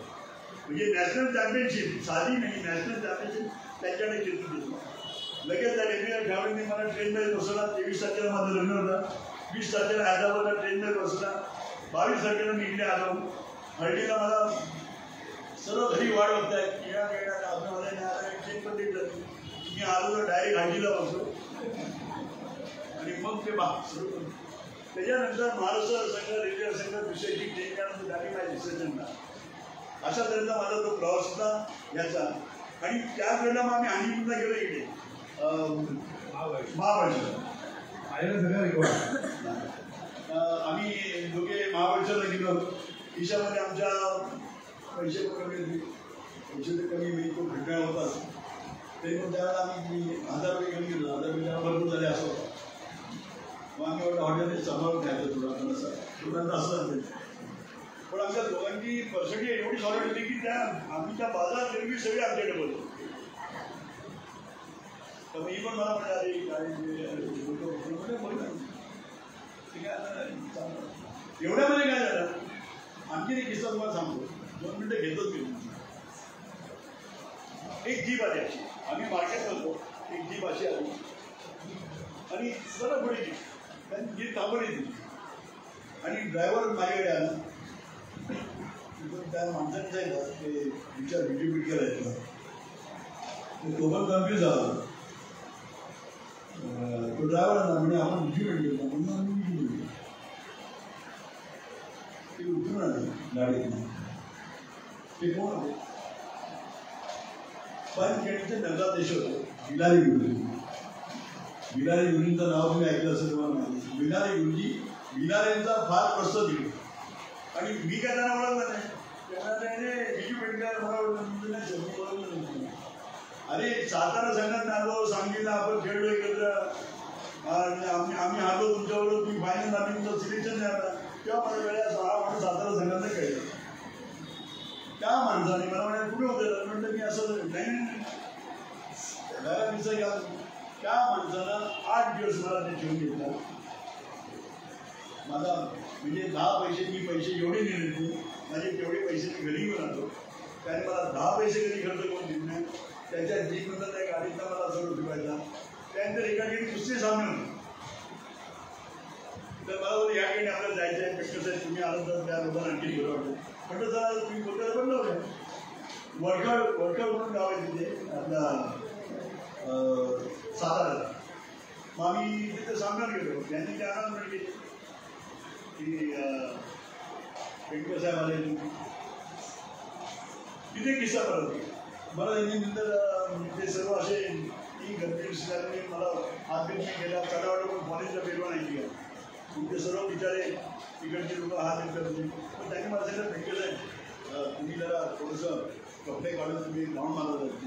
कबड्डीत तरी आमच्याकडे एक मानवंदन असते तेव्हा आमच्या मला विसर त्याने इथे पण कपडे काढायला होते. आम्ही दोघे बरोबर आणि मी म्हटलं बघा आता मी विचार असा केला एवढे बोलत आहेत विचारा आणि मग मी थोडंसं वॉर्मिंग केलं आणि मी एक राऊंड मारला. साहेब त्यावेळेला मला 3000 रुपये मिळाले फक्त एक राऊंड चक्कर नव्हतं. तेव्हा मला कळलं की विमानाची किंमत त्यावेळेला किती दिली होती. मी खर्चाला माझे 6000 रुपये घेऊन गेलो होतो, पण एक राऊंड मारला मला 3000 काय नाही. मला विसरण्याने काय कमाल आहे. बॉलिवूडमध्ये होत आहे पण तुम्हाला आपल्याला वेळ फार कमी आहे कारण 7 वर्ष आपल्याला इथून संपवलं आहे. मी पुन्हा तुम्हाला त्या मिस्टर इंडियाच्या त्या तुमच्या प्रवासाकडे हा बोलायला पुढे आपल्याला अनेक विषय आहेत. मिस्टर इंडिया जो तुम्ही केला तेव्हा किस्सा काय आपण थेट किस्सा त्यावेळेला काय आलं की आमचे मिस्टर इंडिया कॉन्टेस्टला माझ्या लग्नानंतर 6 महिन्यांनी कॉन्टेस्ट होते. 3 महिने तर आमची फिरण्यात गेली होती आणि 3 महिन्यांच्या नंतर मग ती तारीख डिक्लेअर झाली. मला नॉमी माझी मिस्टर म्हणजे आली 3 महिन्याची तयारी करायला जातो आपण. 3 महिन्यात आता आणि नंतर आपण गावाला बरेच फिरतो आपण. एक काम करतो तयारी कर 3 महिने म्हणजे नॉमी 3 महिन्यात 3 महिन्यात माझ्या बँक नाही रिपोर्ट चालू आहे सकाळ संध्या चालू कर मी बरोबर आहे तुला. तर म्हटलं नॉमी तुझी इच्छा आहे ना याच वर्षी म्हटलं याच वर्षी गेल्या वर्षी 1200 झालं होता या वर्षी 1212. ही 3 महिने सकाळ संध्याकाळ बँक सकाळी 3 तास संध्याकाळी 5 तास बँक झालं आणि रात्री घरी आल्यानंतर माझी मिसेस आमच्या आरशाप्रमाणे कोचिंगची प्रॅक्टिस झाली. ही अशी म्हणजे एवढे आम्ही दोघात एकमेकांना मिसळले. माझा प्रश्न आहे तेव्हा मी रेल्वे सांगत होतो रेल्वेची मला पास होती कॉम्पिटिशन दार्जिलिंग निघला. आता दार्जिलिंगला जाणं म्हणजे 4 दिवस ट्रेननी जायला पाहिजे. तर मी नॉमीना म्हटलं नॉमी 4 दिवस जाण्यामध्ये पण माझी ते जी इम्प्रुव्हमेंट आहे ती म्हटलं संबंध आहे. तर म्हटलं जाऊ दे मी जात नाही. तर किंवा का नाही अरे म्हटलं ट्रेननी जायला मी एवढा खर्च कोण करतो बोलू दे पुढच्या वर्षी बोलू. तिला मला काही बोलली नाही. तिला ऐकून घेतलं. तिला ऑफिसमधला 2000 रुपये लोन घेतला. मला बोलली नाही. तिने तिकीट काढून मी 601 रुपये तिकीट आजही माझ्याकडे घेऊन गेली. 601 रुपये तिकीट दार्जिलिंगची कलकत्ता टू बांदोरा तिथून एक छोटा ट्रेनचा मी पुढे गेलो. पण मग तिला मी जिंकून गेली. ती म्हणे तिकीट आणलेली तिकीट तयारी झाली नाही सर म्हणजे केवढा विश्वास त्या 601 रुपये मी विजू बँकेला एका रात्री 4 वर्षांनी भागवली. वस्तूचं चोरीला गेलेलं हो तिथे काय मी एकटा गेले आणि कॉम्पिटिशन चालू होती. मी आपला गेलो तिथे मी बॅग तिथे ठेवली, माझ्या वस्तू ठेवल्या आणि टायटल मारला सर्व काय, नंतर फक्त माझ्या वस्तू चोरीला गेल्या. पण मी बाहेर गेलो ना शोधतोय शोधतोय. मग तिकडे गिरी म्हणून ते मेयर होतं, त्या मेयरने मला सर्व कपडे घेऊन दिले. मला 2-3 दिवसांनी फिरूनची म्हणा तिथे पशुपती का ते तिथून ठिकाणी फिरण्याचा नेपाळला तिथे घेऊन गेले. म्हणजे लोकांनी फार प्रेम दिलं, पैसा नव्हता पण लोकांनी जे प्रेम केलं ते मी आता ठिकाणी जोडलेली माणसं माझ्या आयुष्यात होती. आणि ज्या ज्या लोकांनी मदत केली नाही किंवा त्याच्यापेक्षा जास्त मदत मी त्यांना आत्ता करतो. वासिम मलेकर एकदा असं म्हणाले होते की कंकड़ स्नायू जैसे लोखंडाचे रोले अभिन्न काळा मांड्या जैसा पोलादाचा टुकड़ा था. मला माहित नाही वासिम मलेकरांनी तुम्हाला पाहिलं असेल किंवा काय नाही, पण त्या ओळी ज्या आहेत त्या तुम्हाला इतक्या चपलत होतात. म्हणजे दुसऱ्या इंडियाला तुम्हाला सगळी सुस्त पाहिलं तर वासिम मलेकरांच्या ह्या ज्या कवितेचे शब्द आहेत ते तुमच्यापर्यंत अगदी तंतोतंत तुमच्यापैकी म्हणून वासिम मलेकरांची कविता लिहिली असं वाटतं. तुम्ही खबरीमध्ये राष्ट्रीय तुम्ही मिस्टर इंडियाला बॉडीबिल्डरमधलं संरक्षण मिळालं. म्हणजे तसं बाळासाहेबांनी नेहमी म्हणाले की त्यांच्या वडिलांनी त्यांना सांगितलं होतं की तू जिथे कुठे जाशील तिथे नंबर 1 व्हायचा प्रयत्न कर. बाळासाहेबांचा हा आदर्श तुम्ही पाहिला तुमच्या आयुष्यामध्ये. पण अजून एक किस्सा मला सांगायचं की आज सध्या आपल्याकडे सगळ्यांना आपल्याला ईडी माहिती आहे. ईडी माहिती आहे ना सगळ्यांना इथे, एन्फोर्समेंट डायरेक्टरेट सगळ्यांनाच माहिती आहे ईडी इथे. तर आपल्याला आता रोज माहिती होतं की एखाद्या राजकारणावर ईडी पडली आणि मग तो एका विशिष्ट पक्षात गेला, पण पक्षाचं नाव नको घ्यायला. पण तुम्हाला असं कधी माहिती आहे का की एखाद्या खेळाडूवर इन्कम टॅक्सची धाड पडली आहे? म्हणजे साधारणतः आपण असं म्हणतो की मराठी खेळाडू आणि त्यातही क्रिकेट सोडलं तर फारसा पैसा नसतो, परंतु विजू बेंकरांचं वैशिष्ट्य असं होतं की 12,8च्या मुलीमधला झालेला त्यांचा प्रवास नंतर पेनकर खेल क्लबची चेन त्यांनी पूर्ण मुंबईवर उभारली. लोणावळ्याला 2 बंगले बांधले आणि आजच्या शाळेला म्हणजे ज्याला आपण म्हणतो की लखपतीच्या पुढची जी स्टेज असते अब्जोपती, एक मराठी खेळाडू म्हणजे अगदी त्यांना जीव मानत नाही, कबड्डीच्या मैदानात घाम गाळणारा, बॉडी बिल्डिंगमध्ये सुद्धा जो वैभव निर्माण करणारा सविष्ट असतो, जो वैयक्तिक आयुष्यात सुद्धा एक यशस्वी उद्योजक होऊ शकतो आणि खेळाडूच्या पलीकडे म्हणजे मराठी माणसाचं म्हटलं होतं की आपण थोडंफार कमी पाहतो, जी पाहिली तुम्ही तर ती जागोवी. एक शेर जर मी त्या पुस्तकात तुमच्याकडे लिहिलं की वो मेरा वहम था कि वो मेरे हमसफर थे, वो चलते तो हमारे साथ थे लेकिन किसी और के तलाश में थे. तर असा एक प्रसंग तुमच्या आयुष्यात घडला की अचानक एक पहाटे इन्कम टॅक्सची धाड तुमच्यावर पडली. म्हणजे इन्कम टॅक्सची धाड पडण्या इतकंच मोठे खेळाडू तुम्ही झाला होता. नेमकं काय केलं? काय म्हणजे तुम्ही एकदा उभा करायला लागलात ना तर आपल्याला एक अंदाज चित्रपट अंदाज तुम्ही नर्गिस आणि याचा राजकमलचा त्यात एक गाणं होता, जिसी को बनाना उसी को मिटाना इस नगरी की. ज्याला आपण म्हणून तर आपणच खाली वाढतो, परकेही पाडू शकतो, पाडत नसतो, त्यांना वेळच असतो. इथे मी जसं वैभवाचे शिखर काढायला लागलो तर माझ्या जवळची माणसं कधी माझा पाठीमागून पाहिजे तर मला काही कळलं नाही. म्हणून संदीप म्हणाले बरोबर आहे, लोक मेरा वहम टाकलो मेरे आमचं बरोबर सत्य तो हमारे साथ थे, मेरे किसी और की तरह से. तर ते माझ्यावर चांगले राहायचे आणि ते नाही कंप्लेंट करायचे. मी हा फ्लॅट घेतला, इथे पैसे गुंतवले, इथे गुंतवले आणि नाही माझ्याकडे ती इन्कम टॅक्सची चालू झाली, सीबीआयची रेट होता, ती सीबीआयची रेट होता. संदीप पंचायत बरोबर आहे, इन्कम टॅक्स जातो का तुमच्याकडे भाजपमध्ये त्याचं पूर्ण क्वालिफिकेशन आहे.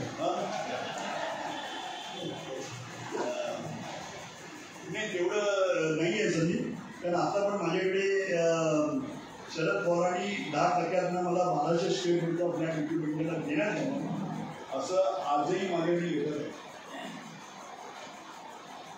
1200 स्क्वेअर फीट लोकांना 500 देतो म्हणजे त्यांच्या किती आवडत असेल मला. 1200 स्क्वेअर फीट विक्री बिल्डरला 10%ला 300 रुपये स्क्वेअर फूट प्रमाणे पैसे भरावे, त्यांनी त्याने घ्यावा आणि त्याला द्यावा चांगल्या ठिकाणी.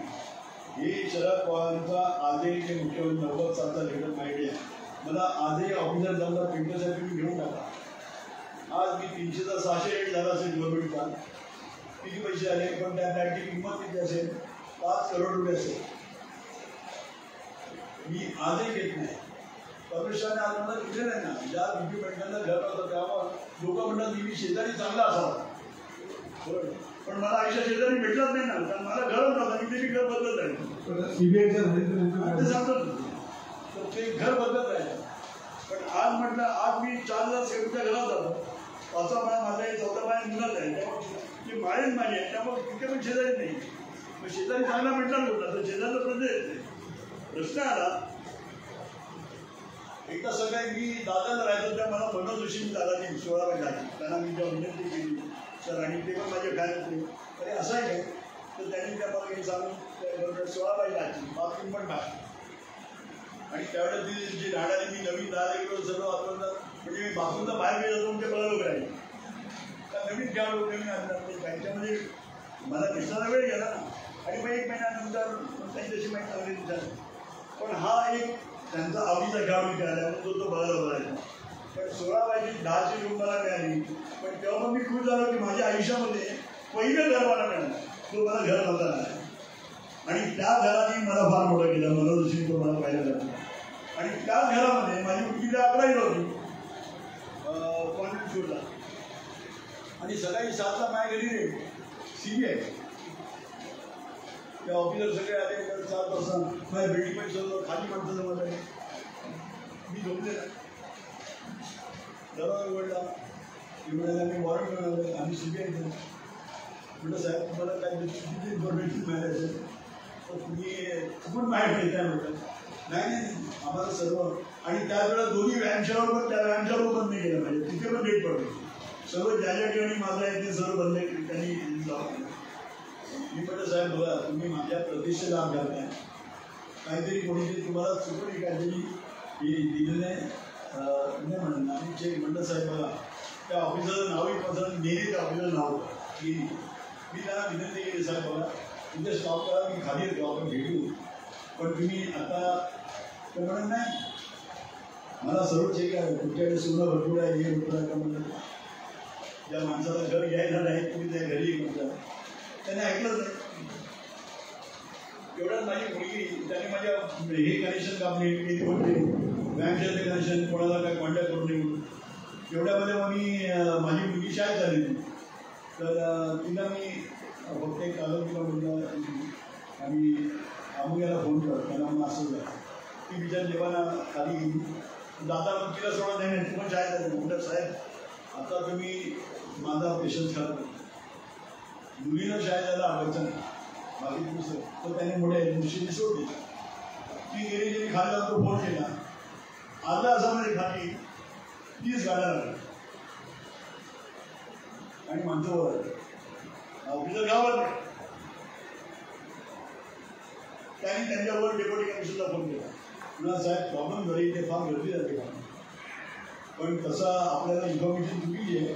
माणूस चांगला आहे तो बोलून मी ऐकलं होतो माणूस चांगला आहे आणि ही चुकीची इन्फॉर्मेशन आहे. मी सर्व पेपर बघितले सर्व स्पोर्टचे त्याचे फोटो नाही पडले बाकी ते काही नाही.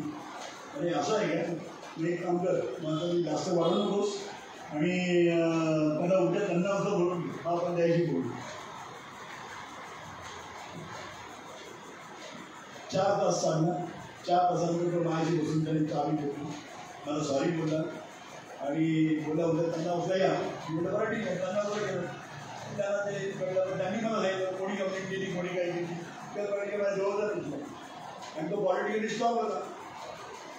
मला वाटतं माझा माणूस आहे. त्याच्यानंतर किस्सा लागतो. विजय कॉलेज पोद्दार कॉलेजला माझी व्यायामशाळा पाठवून गेला होती. शशिकांतला माहिती असेल आणि फार फेमस होती. म्हणजे चांगले बॉलिवूड आम्ही त्याने निर्माण केले. म्हणजे देशात प्रेम करणारे देशात घरामूळ ठरणार जसे बॉलिवूड तयार केले. प्रकाश कोंडेसारखा श्रीकांत वगैरेसारखे चांगले होते. तर त्यामुळे व्यायामशाळेचं नाव पण होतं. त्यामुळे ह्या कॉलेजचे सगळे विद्यार्थी पाहिजे यायचे. तर या कॉलेजमध्ये त्यांचे प्रिन्सिपल कुलकर्णी होते आणि याला पोद्दारमध्ये ते शाहू आले. ते नेहमी मला माझ्या डिस्प्लेकरता मला 2 ॲडमिशन द्यायचे. कुठे जर तुमची वर्षाला 2 ॲडमिशन आम्ही देतो कोणी पाठवत नाही. या नेहमीच्या मुलीला 85% मार्क होते. 85% मार्क.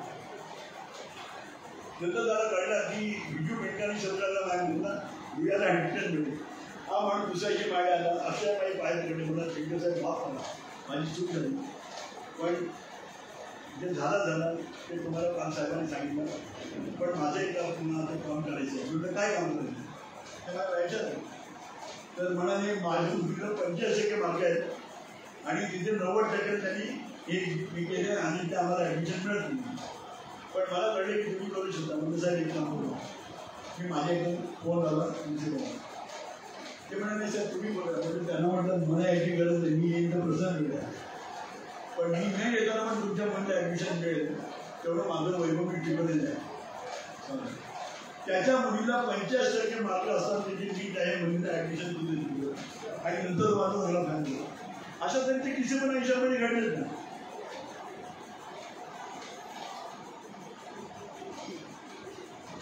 अशा तऱ्हेचे किस्से पण घडलेले. तर त्याच्यामुळं सिनियर डिरेक्टरचं काही आणि मला कळलं की कोण जवळचं आहे कोण त्याचा आहे. तर तुमचा एक आवडता शेअर आहे. म्हणजे आपण कबड्डी पाहिलं, आपण बॉडी बिल्डिंग पाहिलं, आपण CBI सुद्धा पाहिलं, पण त्या पलीकडे तर तुमच्या आयुष्यात अनेक प्रकारचे बदल आहेत. तुमचा एक आवडता शेअर असा होता की सीढ़ियाँ उन्हें मुबारक मुझे छत पे जाना है, सीढ़ियाँ उन्हें मुबारक मुझे छत पर जाना है, मेरी मंजिल तो आसमां है, रास्ता मुझे खुद बनना है. आणि हे कसं तरी म्हटलं की तसं म्हटलं की अनेक एक माणूस आयुष्यात किती आयुष्य जगू शकतो याचा त्यांचं जे उत्तम उदाहरण आहे. तर कबड्डीचं मैदान झालं, बॉडी बिल्डिंग झालं, सिनेमा कसा काय म्हणजे टार्गेटची मला टार्गेटमध्ये किस्सा फक्त यांचा सांगतो कारण त्याचं खूप सुरू झालं.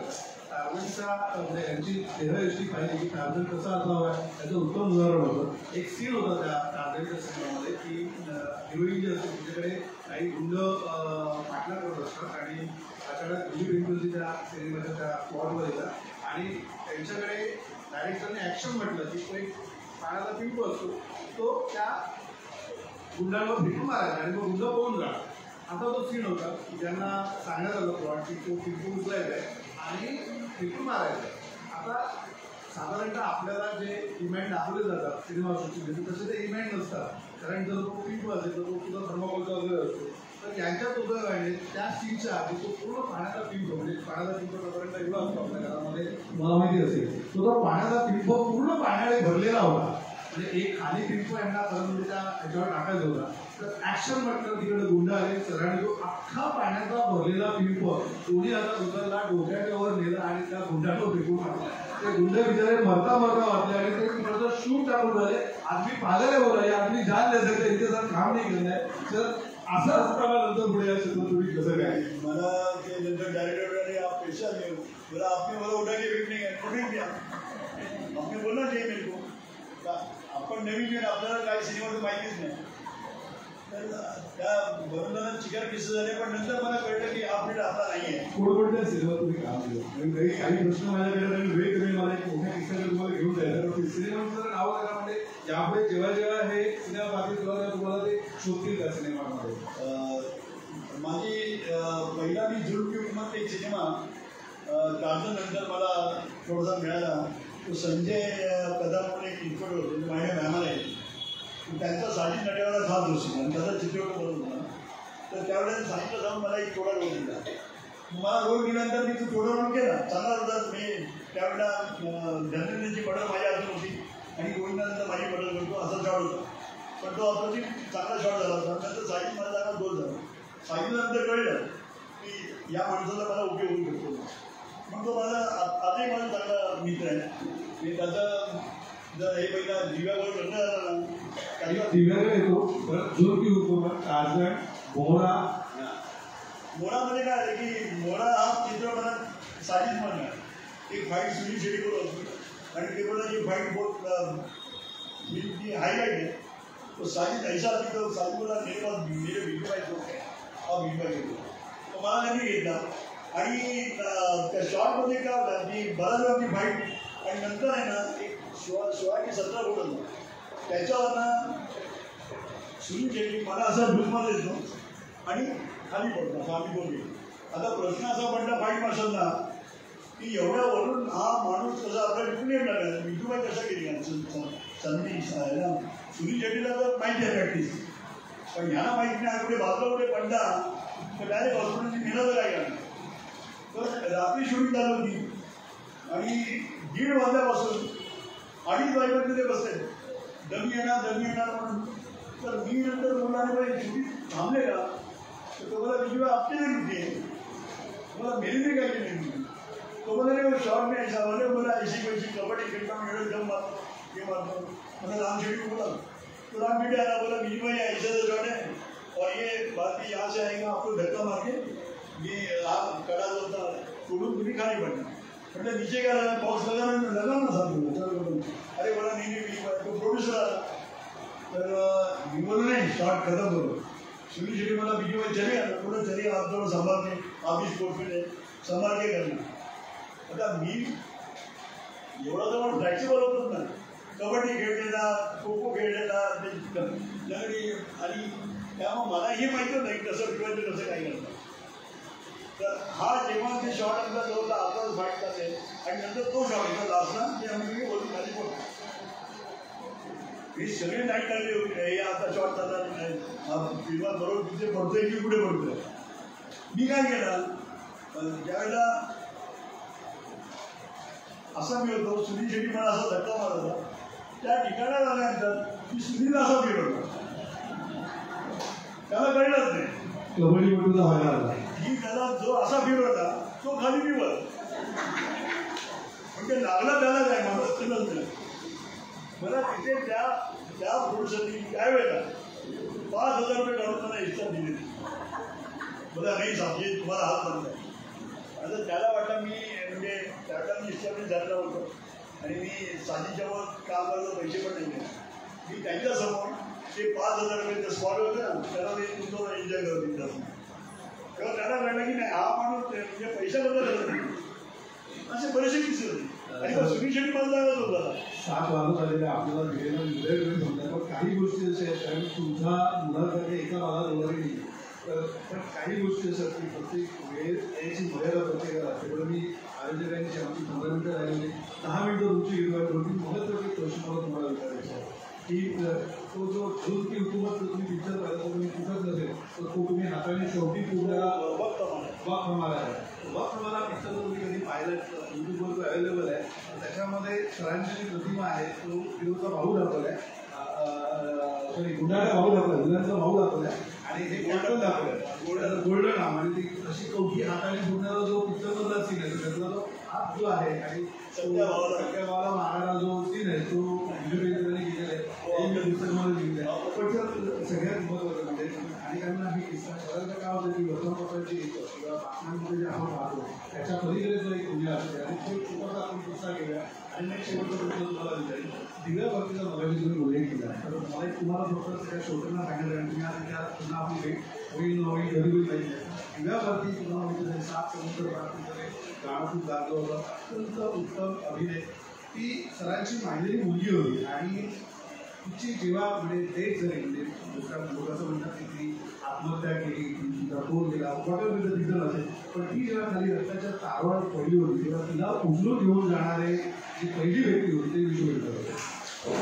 पण दुर्दैवाने ती सगळीने उर्गाला जायच्या आधी तिला मृत्यू झाला असं दिव्या भारती आणि विजू बघितलं ते सगळी करण्यात दिव्या ही साजिदच्या प्रेमात आणि साजिद माझा खात होतं. साजिद माझ्याशी म्हणजे आजही साजिद आता फार मोठा माणूस आहे पण आधी वर्षातनं मी सगळी एकदा जातो ईदच्या वेळेला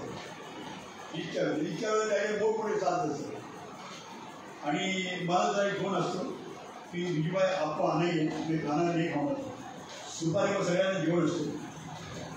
मी गेल्यानंतर त्याबद्दल सन्मान असतो कोणी असतो त्याच्या बाजूला विजू पेंटरच बसणार बाकी कोण बसणार कारण त्या माणसाला खऱ्या अर्थानं घडून आलं. मी अभिमानानं सांगतो तो विजू पेंटर साजिद मोठा झाला त्याच्यामध्ये विजू पेंटरच लिहितो.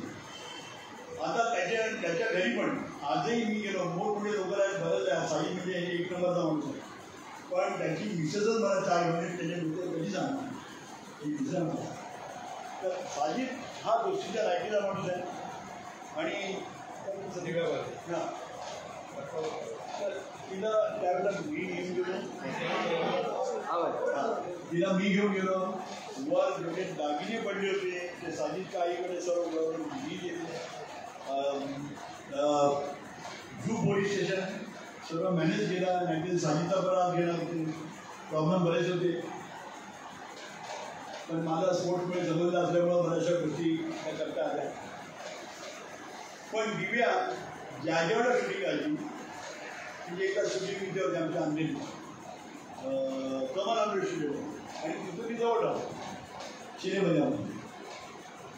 ती कधीही माझ्या घरी रात्री 2ला पण येईल. 2 नाही त्या साईडला मग मी असल्या साजेला फोन करायचो. कारण ती बसी सगळं वेळ करतो आपल्याला झोपायचं शूटिंग जाणार आहे. मग साईड असं तिला घेऊन जायचं. माझी मुलं मग त्यावेळेला सगळे कॉलेज जायचं आहे पण ते आपल्याला झोपले. मी किंवा गप्पा मारतो माझी मुलं गप्पा मारतो. अशा पद्धतीने माझ्या फ्रेंड म्हणजे एक चांगला भाऊ. एकदा आम्ही बँगलोर होतो आणि आम्ही त्या नॅशनल कॉलेजच्या बाजूला एक याचा तर आम्ही 4-5 जण तिथे खात होतो. 1 वाजता आणि आम्ही उभे होतो. आणि ही गाडी चालवत अशी शूटिंग झाली अशा की मला बॅग नाही पाहिजे. बॅग साईड फक्त असं येतात ना गाडी पुढे गेली. तिथून 1 किलोमीटर गाडी सोडत होती आणि ती इकडे आली म्हणून परफॉर्म झालं. मी वाली तिने पहिला उतरली मी हात करतो. अरे मी म्हटलं मी त्यांच्यावर नेहमी हा मोठे खाणं नाही आहे काहीच मला घेऊन गेली. म्हणजे तिला एवढी मोठी स्टार आहे काही एखाद्या माणसाचा जीव बसला आपला माणूस तरी जीव द्यायला घेऊन सर सेकंड लास्ट क्वेश्चन तुम्हाला असं विचारलं की पहिला घरपट मी घेऊन दिला शरीराला पहिला घरपट मी घेऊन दिला. तुमची अजून एक ओळख आहे की आशाची जी सगळ्यात मोठी हाऊसिंग सोसायटी जी आहे शहरी मंडळ त्याचे बरेच वर्ष सेक्रेटरी म्हणून त्यांनी तिथे काम करा आणि तिथेच त्यांच्यातला उद्योग करायला मिळाला. तर मी एक सेकंड लास्ट क्वेश्चन तुम्हाला विचारतो की ज्या डोंगरीच्या सिनेमागृहात लहानपणी तिथे अगदी ज्याला आपण म्हणतो आई वडिलांची मदत चुकवून सिनेमा पाहिजे. धर्मेंद्र तुमचा आवडता अभिनेता आणि त्या धर्मेंद्राबरोबर तुम्हाला सिनेमा काम करण्याची संधी मिळाली आणि त्या सिनेमाचा सीन होता की धर्मेंद्रावर तुम्ही गोळी चढता. तर जो आयुष्याचा जो हिरो होता त्याच्यावर गोळी चढताना हात किती चढतो? मला धर्मेंद्रबरोबर चांगला माणूस होता. पण आणि मी तर सिनेमा मी नाही होतो पण तरी पण असं वाटलं की अरे म्हणजे 2 वेळा नाही मला सांगितलं विजूभाई हात शूट करे नको आपला हात काय होत आहे. तर एक आदराचा माणूस समोर असतो भले नकली तुम्ही आदर असेल पण ते हात चालत नाही. 2 वेळ माझ्या हातात तसं सर मागे वळून पाहताना कबड्डीपटू शरीरसृष्टीपटू अभिनेता एक शाळेचा संचालक एक उत्तम पती उत्तम प्रियकर आणि मैत्रीतला बादशाह आयुष्यात कोणत्या रंग जो आहे किंवा कोणती भूमिका आहे ती सर्वाधिक तुमच्या हृदयाच्या जवळ व्हावी त्या सगळ्या याच्यामध्ये प्रश्न वगैरे. कबड्डी आहे ना कबड्डी या खेळाने मला जीवनात सर्व बघितलं. कबड्डी खेळ शरीर संस्थाने मला खूप काही केलं. तळवळदार गुरु दिले. पण कबड्डी या खेळानं आयुष्यात तुम्हाला आक्रमण कधी करणार पाहिजे कबड्डीने शिकवलं. संयमता कशी बाळगायला पाहिजे आणि कशी कबड्डीने शिकवलं. जास्त होता झाले पण कसे आणतो हे कबड्डीने शिकवलं. आणि स्वतःचं संरक्षण कसं करायला पाहिजे हे कबड्डी शिकवलं. चक्रव्यूह भेटून चक्रातनं बाहेर कसं यायचं हे कबड्डीने शिकवलं. जीवनात तो तुम्ही बघा म्हणून जीवनात उभा राहू शकतो. तरी पण काही मिळणार नाही काय तरी काही मिळताना पाय घेतले ना तो कोई दोस्त लाओ भूखा भी न मारे कोई दोस्त लाओ भूखा भी न मारे दुश्मन तो कोई हमारी जब के बराबर नहीं. मिट्टी में मिला दे कि जुदा हो नहीं सकता. मिट्टी में मिला दे कि जुदा हो नहीं सकता. इससे ज्यादा मैं तेरा हो नहीं. मी एकदा मिल्खा सिंगला दिल्लीमध्ये भेटलो होतो स्पर्धेच्या दौऱ्यासाठी. तेव्हा मिल्खा सिंगाने असा प्रश्न मिल्खा सिंग म्हणजे फ्लाईंग मिल्खा सिंग तुम्ही पिक्चर पाहिला असेल असं विचार.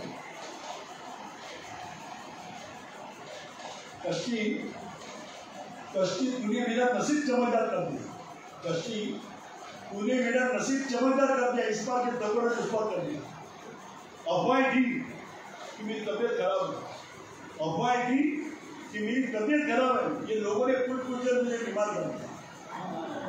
2 गज सही मगर मेरी मिल्कियत तो है, मौत पुणे मुझे जमीन जाती है। क्या सर, एक शेअर मला तुमच्याकडनं धरून द्यायचं आपण या मुलाखतीच्या शेवटाला आलेलो आहोत. कारण जसं मी म्हटलं की आज हा जो आपला समोरचा श्रोता वर्ग आहे हा आयुष्याचा एक टप्पा पार म्हणून आपल्यासोबत बसलेला आहे, समोरच आहे तुमचा. आणि तुम्ही जेव्हा मी यांचं चरित्र लिहायला घेतलं मी आजोबाजवळ 39 देश फिरलो आणि 6 ऑलिम्पिक करून असं मॅडमनी सांगितलं. तर मी कधी पुस्तक लिहिलं नव्हतं आणि मी असं म्हटलं होतं की जोवर मला वाटत नाही की कोणीतरी ते वाचावं असं पुस्तक जोपर्यंत मला सापडत नाही, अशी कथा मला सापडत नाही तोपर्यंत पुस्तक लिहिणार नाही. आणि त्यानंतर मी एक पुस्तक लिहायला घेतलं जे माझं पहिलं पुस्तक होतं. आणि त्या पुस्तकाचा शेवट करताना सरांनी एक शेर मला आवर्जून या पुस्तकात द्यायला सांगितला होता. आणि त्या शेरांचा आपण या मुलाखतीचा शेवट केला. त्या शेरवर एक प्रश्न विचारायचा. तो शेर असा होता की समाला तो शकतो. त्याच्यामध्ये एक विद्यार्थ्यांचा मगाशी विद्यार्थ्यांना प्रश्न विचारला होता की सर तुम्ही जगभरात एवढे धावलात, जगभरात भारताला एवढं गौरव प्राप्त करून दिलं, तर विद्यार्थी तुम्हाला माहिती असेल की भारताची पाणी झाल्यानंतर त्याच्या आईवडिलांची तिथे हत्या झाली आणि अनाथ मुलं भारतात आला आणि एवढं मोठं सगळं यशस्वी संपादन केलं. तर मी सहज त्यांना मुलाखतीमध्ये प्रश्न केला होता की विद्यार्थ्यांची हे यश एवढं तुम्ही मिळवलंच होतं. तर त्यांचं एकच वाक्य होतं जे माझ्या सदैव अजूनही जसे तिथे त्याने चेहरा मी बसावं लागलं. त्याने असं म्हटलं होतं की बेटा पेट की भूक जो आहे ना वो तोडायला शिकायची. तर मला असं वाटतं की सर तुम्ही आयुष्यात अनुभवलेली जी भूक जी होती ती तुम्हाला विजुअल बनवायला मी मानतो. आणि म्हणून तुम्ही हा जो शेर लिहिला की समाला तो सबको दिल से संभाला, समाला तो सबको दिल से संभाला, जब जनाजा होते तो उस पर लिखा हो कोई मोहब्बत करने वाला दिल वाला जा रहा है. मला असं वाटतं आयुष्याचा शेवट जो आहे तो कसा असावा तो उत्तम उदाहरण आहे. हा तुमच्यासमोर अनेक माणसं होती की आयुष्याचा एक टप्पा पार झाला म्हणून आयुष्याची दुसरी ते केलं. तुम्ही या सगळ्यांना काय संदेश द्याल आयुष्याच्या वर्णावर? आता उर्वरित आयुष्य किती आनंदाने कसं प्रत्येकाच्या आयुष्यात किती दुःख आहे, या दुःखावर मात करण्यासाठी आनंदासाठी दुसरी गोळी नाही. आणि आनंद हा आपला आपणच मिळवायचा असतो. तो कसा मिळवता हे वास्तवत्व तुमचा होते. आणि मला असं वाटतं की या मुलाखतीचं शेवटचं की दोस्ती हा जो तुमचा माझा आवडता जो शेर आहे जिंदगी, तर त्याही आपण मला वाटतं मुलाखतीचा शेवट करा. कारण आज मी पाहिलं तिथे कॅरम खेळताना अनेक जण अगदी जुन्या शाळेतील व्यक्ती असावी त्याच्या अगदी त्या जिगरीने कॅरम खेळत असतो. मला या सिनियर सिटीजन गोष्टी मला निश्चित आढळल्या.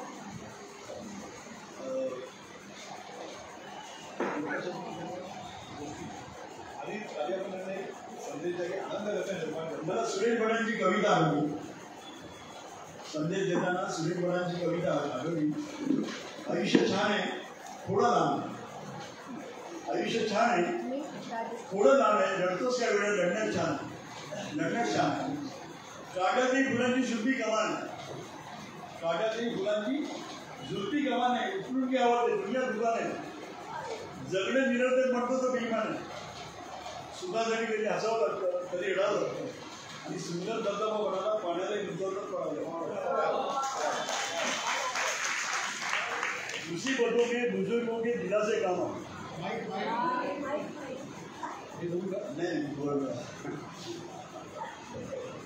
मुसीबतों में बुजुर्गों के दिलासे काम आते. अगर सेनापति टूटे तो लश्कर टूट जाता है, अगर सेनापति टूटे तो लश्कर टूट जाता है. मेरा दुश्मन परेशान है मेरी माँ की दुआ से, मेरा दुश्मन परेशान है मेरी माँ की दुआ से, और जब भी वार करता है तो उसका खंडर टूटता. मिली थी जिंदगी किसी के काम आने की. हा मला सगळ्यात आवडता शेर आहे. मी जेव्हा जेव्हा कधी टेक्नॉलॉजीना भेटतो आणि नेहमी लोकांना सांगतो की आयुष्यात जेव्हा जेव्हा मला कधी दुःख वाटतं किंवा नैराश्य येतं, मला असं वाटतं की आजचा दिवस खूप निराशमय आहे, तर मी सगळ्यात पहिला तर काय करतो असेल तो पेंटरला जाऊन भेटतो. कारण हा उत्साह असा सगळा आहे की तुम्ही या व्यक्तीला भेटला निराश राहूच शकत नाही. आनंदाचा ज्याला आपण झरा म्हणतो की त्या झरामध्ये आपण आपला हात जिंकून घ्यावा. तसा आहे मला वाटतं या शेरीने आपण या मुलाखतीचा शेवट करावा. तर पूर्वी हे पुस्तक जे आहे ते तिथे आपण विकायला ठेवलेली आहे. अशा अशी तरी सरांनी 25% सवलत त्याला आपण घोषित केलेली आहे. आणि किती दुःख असतं त्या दुःखावर कसं मात करता येतं, संघर्ष तिथे सुरू होतो, तिथेच देशाची पहिली पायरी असते. त्याचं उत्तम उदाहरण योद्धा म्हणून पुस्तक आहे, सगळ्यांच्या जुन्नर लिहिलेलं आहे. मी पुस्तकाचं मार्केटिंग करतोय होता, पण प्रत्येकाने आयुष्यात किमान एकदा तरी हे पुस्तक सरांची स्टोरी वाचली पाहिजे. सर आणि हे पुस्तक निवळ वाचलं ना तर अशा समाजामध्ये अनेक व्हिडिओ पेंटर आहेत जे आपल्या गरिबीमुळे परिस्थितीमुळे मैदानापर्यंत पोहोचू शकले नाही, त्यांच्यावर मी पुस्तक बोलतो.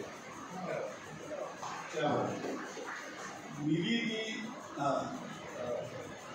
सांगू की त्याच्यामध्ये त्यांचा मराठी या आठवणी करून थांबलं. आपल्याला 3 मिनिटं आहे सर. 3 मिनिटं आहे ना. बोलण्याचे वय गेले, बोलण्याचे वय गेले, तरी झुरण्याचे वय गेले नाही. बोलण्याचे वय गेले तरी झुरण्याचे वय गेले नाही. त्या स्वप्नाच्या हिंदोळ्यावर झुरण्याचे वय गेले. तरुण नाही झालो तरी म्हातारे ना झालो, तरुण नाही झालो तरी म्हातारे ना झालो आम्ही, अजूनही चावड विनोद करून हसण्याचे वय गेले. बरोबरीने चाल जरा तू मागे मागे नकोच राहू, बरोबरीने चाल जरा तू मागे मागे नकोच राहू, अजूनही हाती हात घेऊन फिरण्याचे वय गेले. सिंहकटी वाहवच गामिनी, सिंहकटी वाहवच गामिनी, कुणी गवळ्यांनी जवळ घेता आपोआप ओळख बघतो, बघण्याचे वय गेले. मरणाआधी मरुण जाणे कधीच नाही पडले आम्हा, मरणाआधी मरुण जाणे कधीच नाही पडले आम्हा, जगण्याला वय नसतो, जगण्याचे वय गेले. मिली थी जिंदगी किसी के काम आने की, मिली थी जिंदगी किसी के काम आने के लिए, ये वक्त गुजर रहा है काले के टुकड़े कमाने की. क्या करोगे इतने पैसे कमाकर, क्या करोगे इतने पैसे कमाकर, न कबर की जेब है न कबर में हमारी है, और ये मौत के फरिश्ते तो रिश्वत भी नहीं.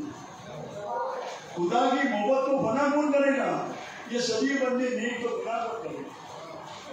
या रब सलामत रखना मेरे दोस्तों को, या खुदा सलामत रखना मेरे दोस्तों को, वरना मेरी सलामती की दुआ कौन करेगा. सलामत रखना मेरे दुश्मनों को, वरना मेरी सलामती की दुआ कौन करेगा. मेरे दुश्मनों को भी रखना महफूज, वरना मेरी तेरे पास आने की दुआ कौन करेगा.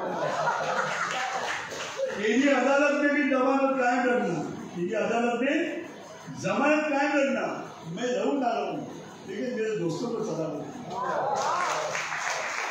खुदा ने मुझसे कहा, अरे भाई इतने दोस्त ना बना. खुदा ने कहा इतने दोस्त ना बना, तू धोखा खाएगा. मैंने खुदा से कहा, अरे खुदा एक बार मेरे दोस्तों से तो मिलना, गलती से तू भी बन जाएगा. अशा अनेक दोस्त आपण इथून जरूर आलात आणि तुम्ही सगळ्यांनी आलात. आणि सर धन्यवाद. आपलंही मुलाखत झाली. पुन्हा कधी आपण पुन्हा या तुमच्या भेटू. धन्यवाद.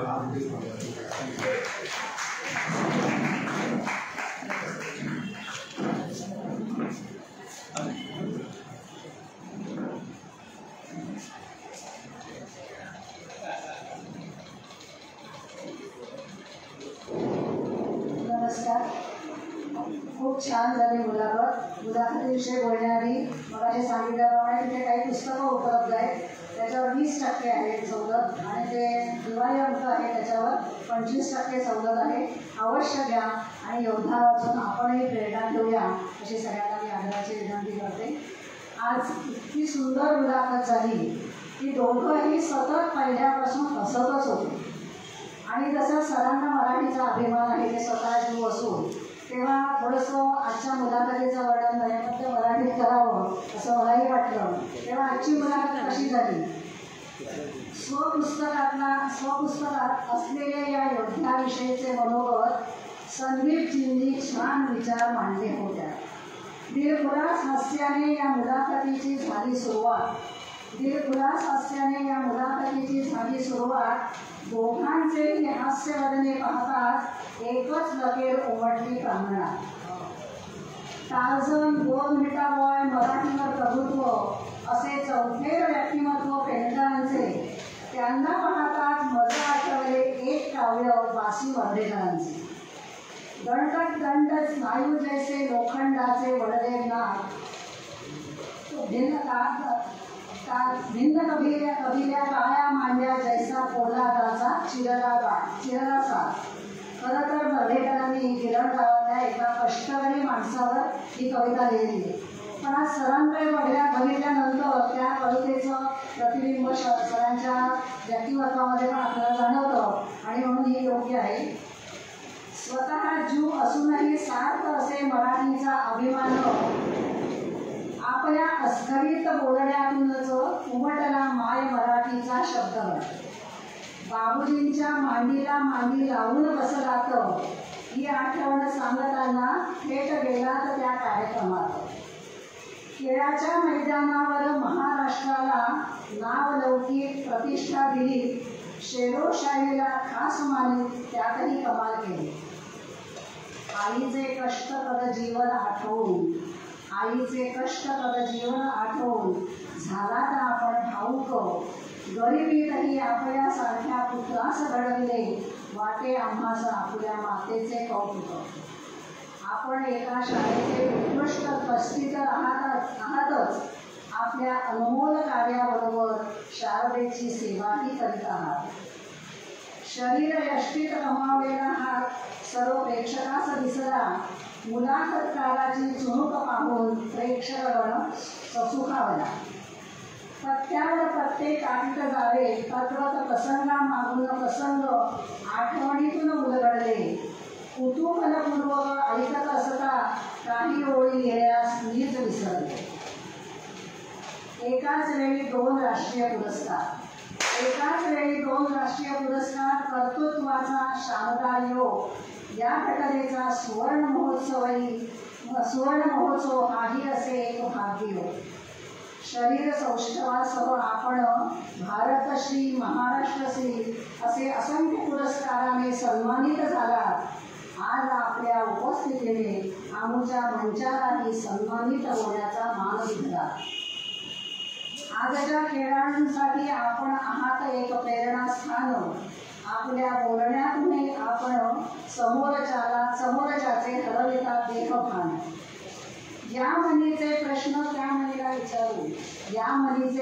त्या मनीला विचारून वक्त्याचे कर्तृत्व श्रोत्यांपर्यंत पोहोचवणे हे मुलाखतकाराचे काम संदीपजींनी सहज साध्य केले दिलखुलासपणे.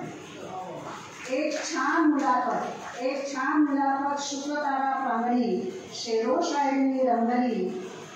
प्रत्येकाच्या मनी या वयातही शरीर सौष्ठवतेची स्वप्ने रंगू लागली.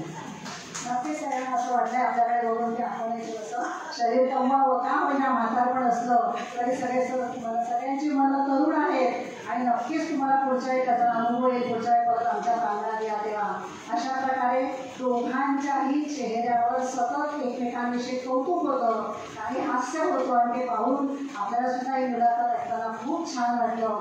दोघांनाही खूप खूप धन्यवाद आणि तुम्ही तुमच्या कार्यासाठी आमच्याकडे आभार शुभेच्छा. आता पुढच्या शुक्रवारी सुट्टी आहे आणि त्याच्या पुढच्या शुक्रवारी म्हणजे 31 तारखेला कार्यक्रम आहे. सप्रेम नमस्कार प्रकाश कपडे यांचा. त्यावेळी सर्वांनी उपस्थित राहील. आता कार्यक्रमाची सांगता करूया कसा आहे.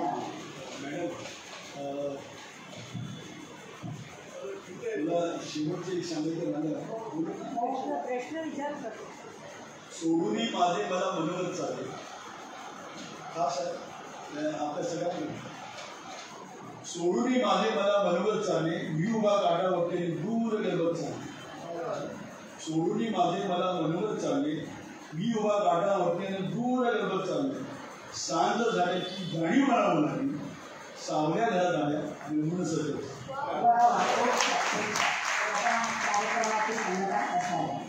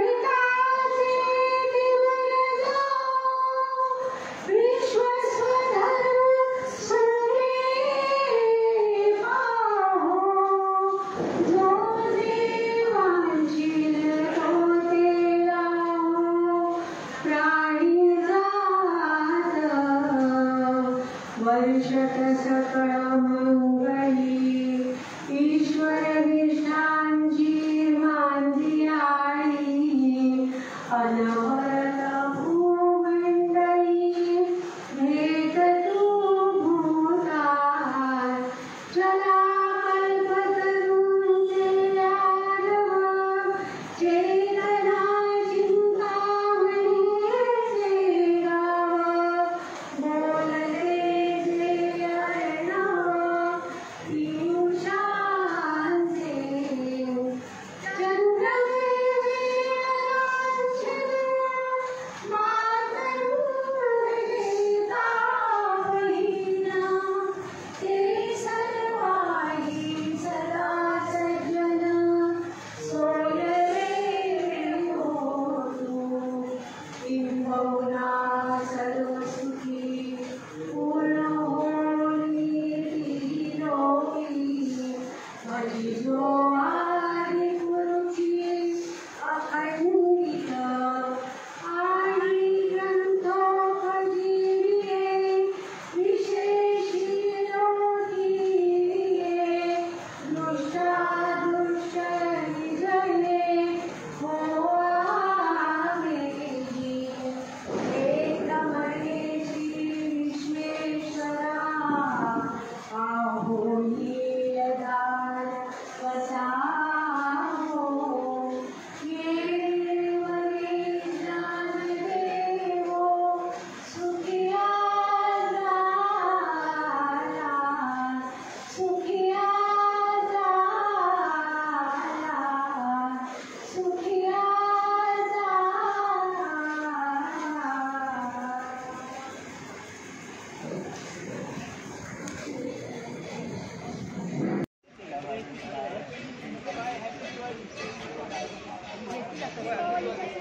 मॅडम मुलांना सांगितलं या कोण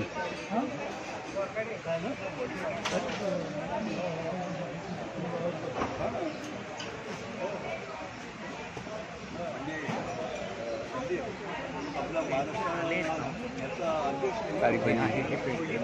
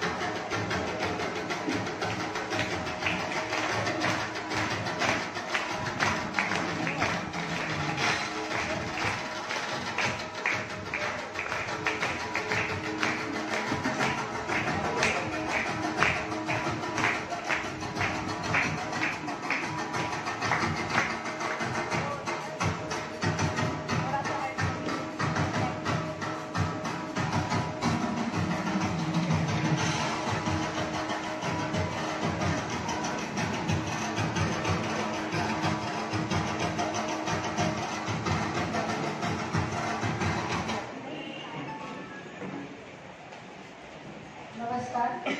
पाहुण्यांचं आगमन झालेलं आहे. सुरुवात करूया नेहमीच्या प्रार्थना.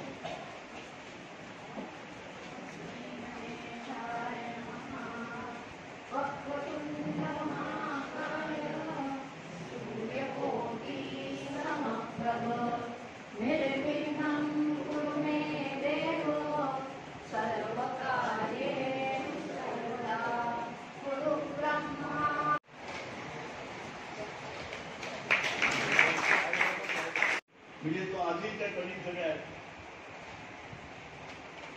पवार साहेब बसले पण सांगलीला ना वसंतदादा पाटील बसले त्या वसंतदादा पाटील आणि टॉस उडवला मला त्यांनी मधून एंट्री दिली मी गेलो सेमी फायनलचा सामना कोणी डिलिंग करणार नाही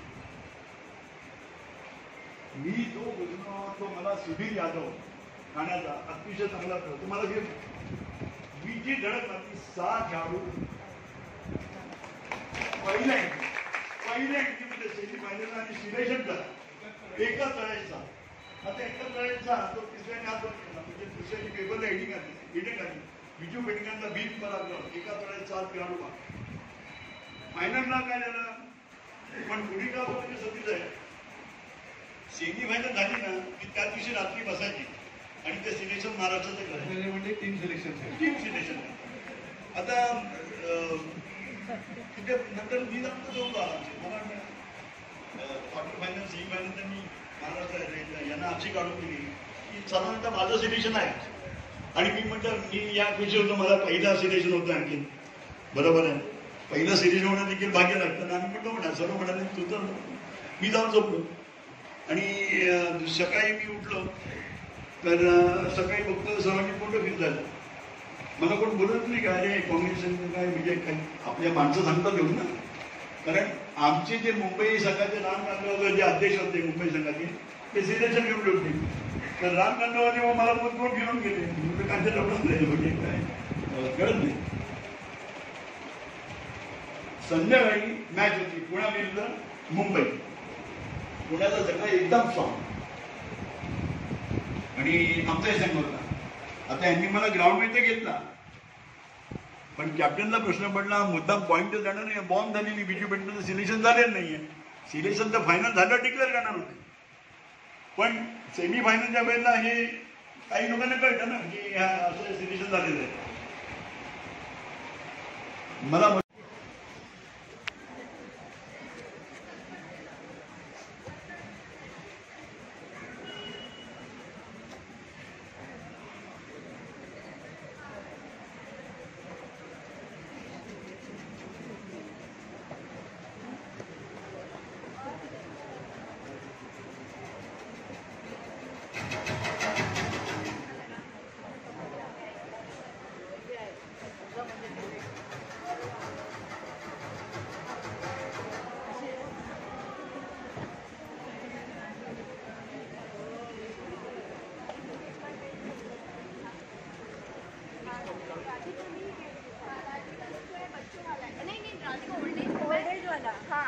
आपण राधिकामध्ये गेलो होतो ना ओल्ड एज होम मध्ये उत्तनला.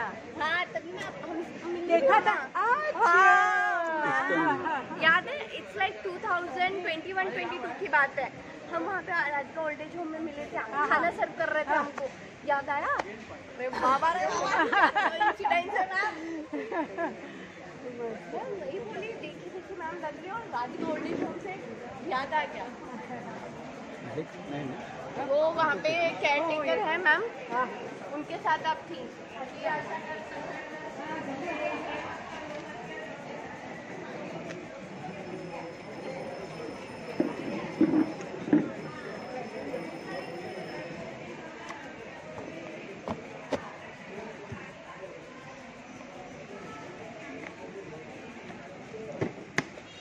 चल.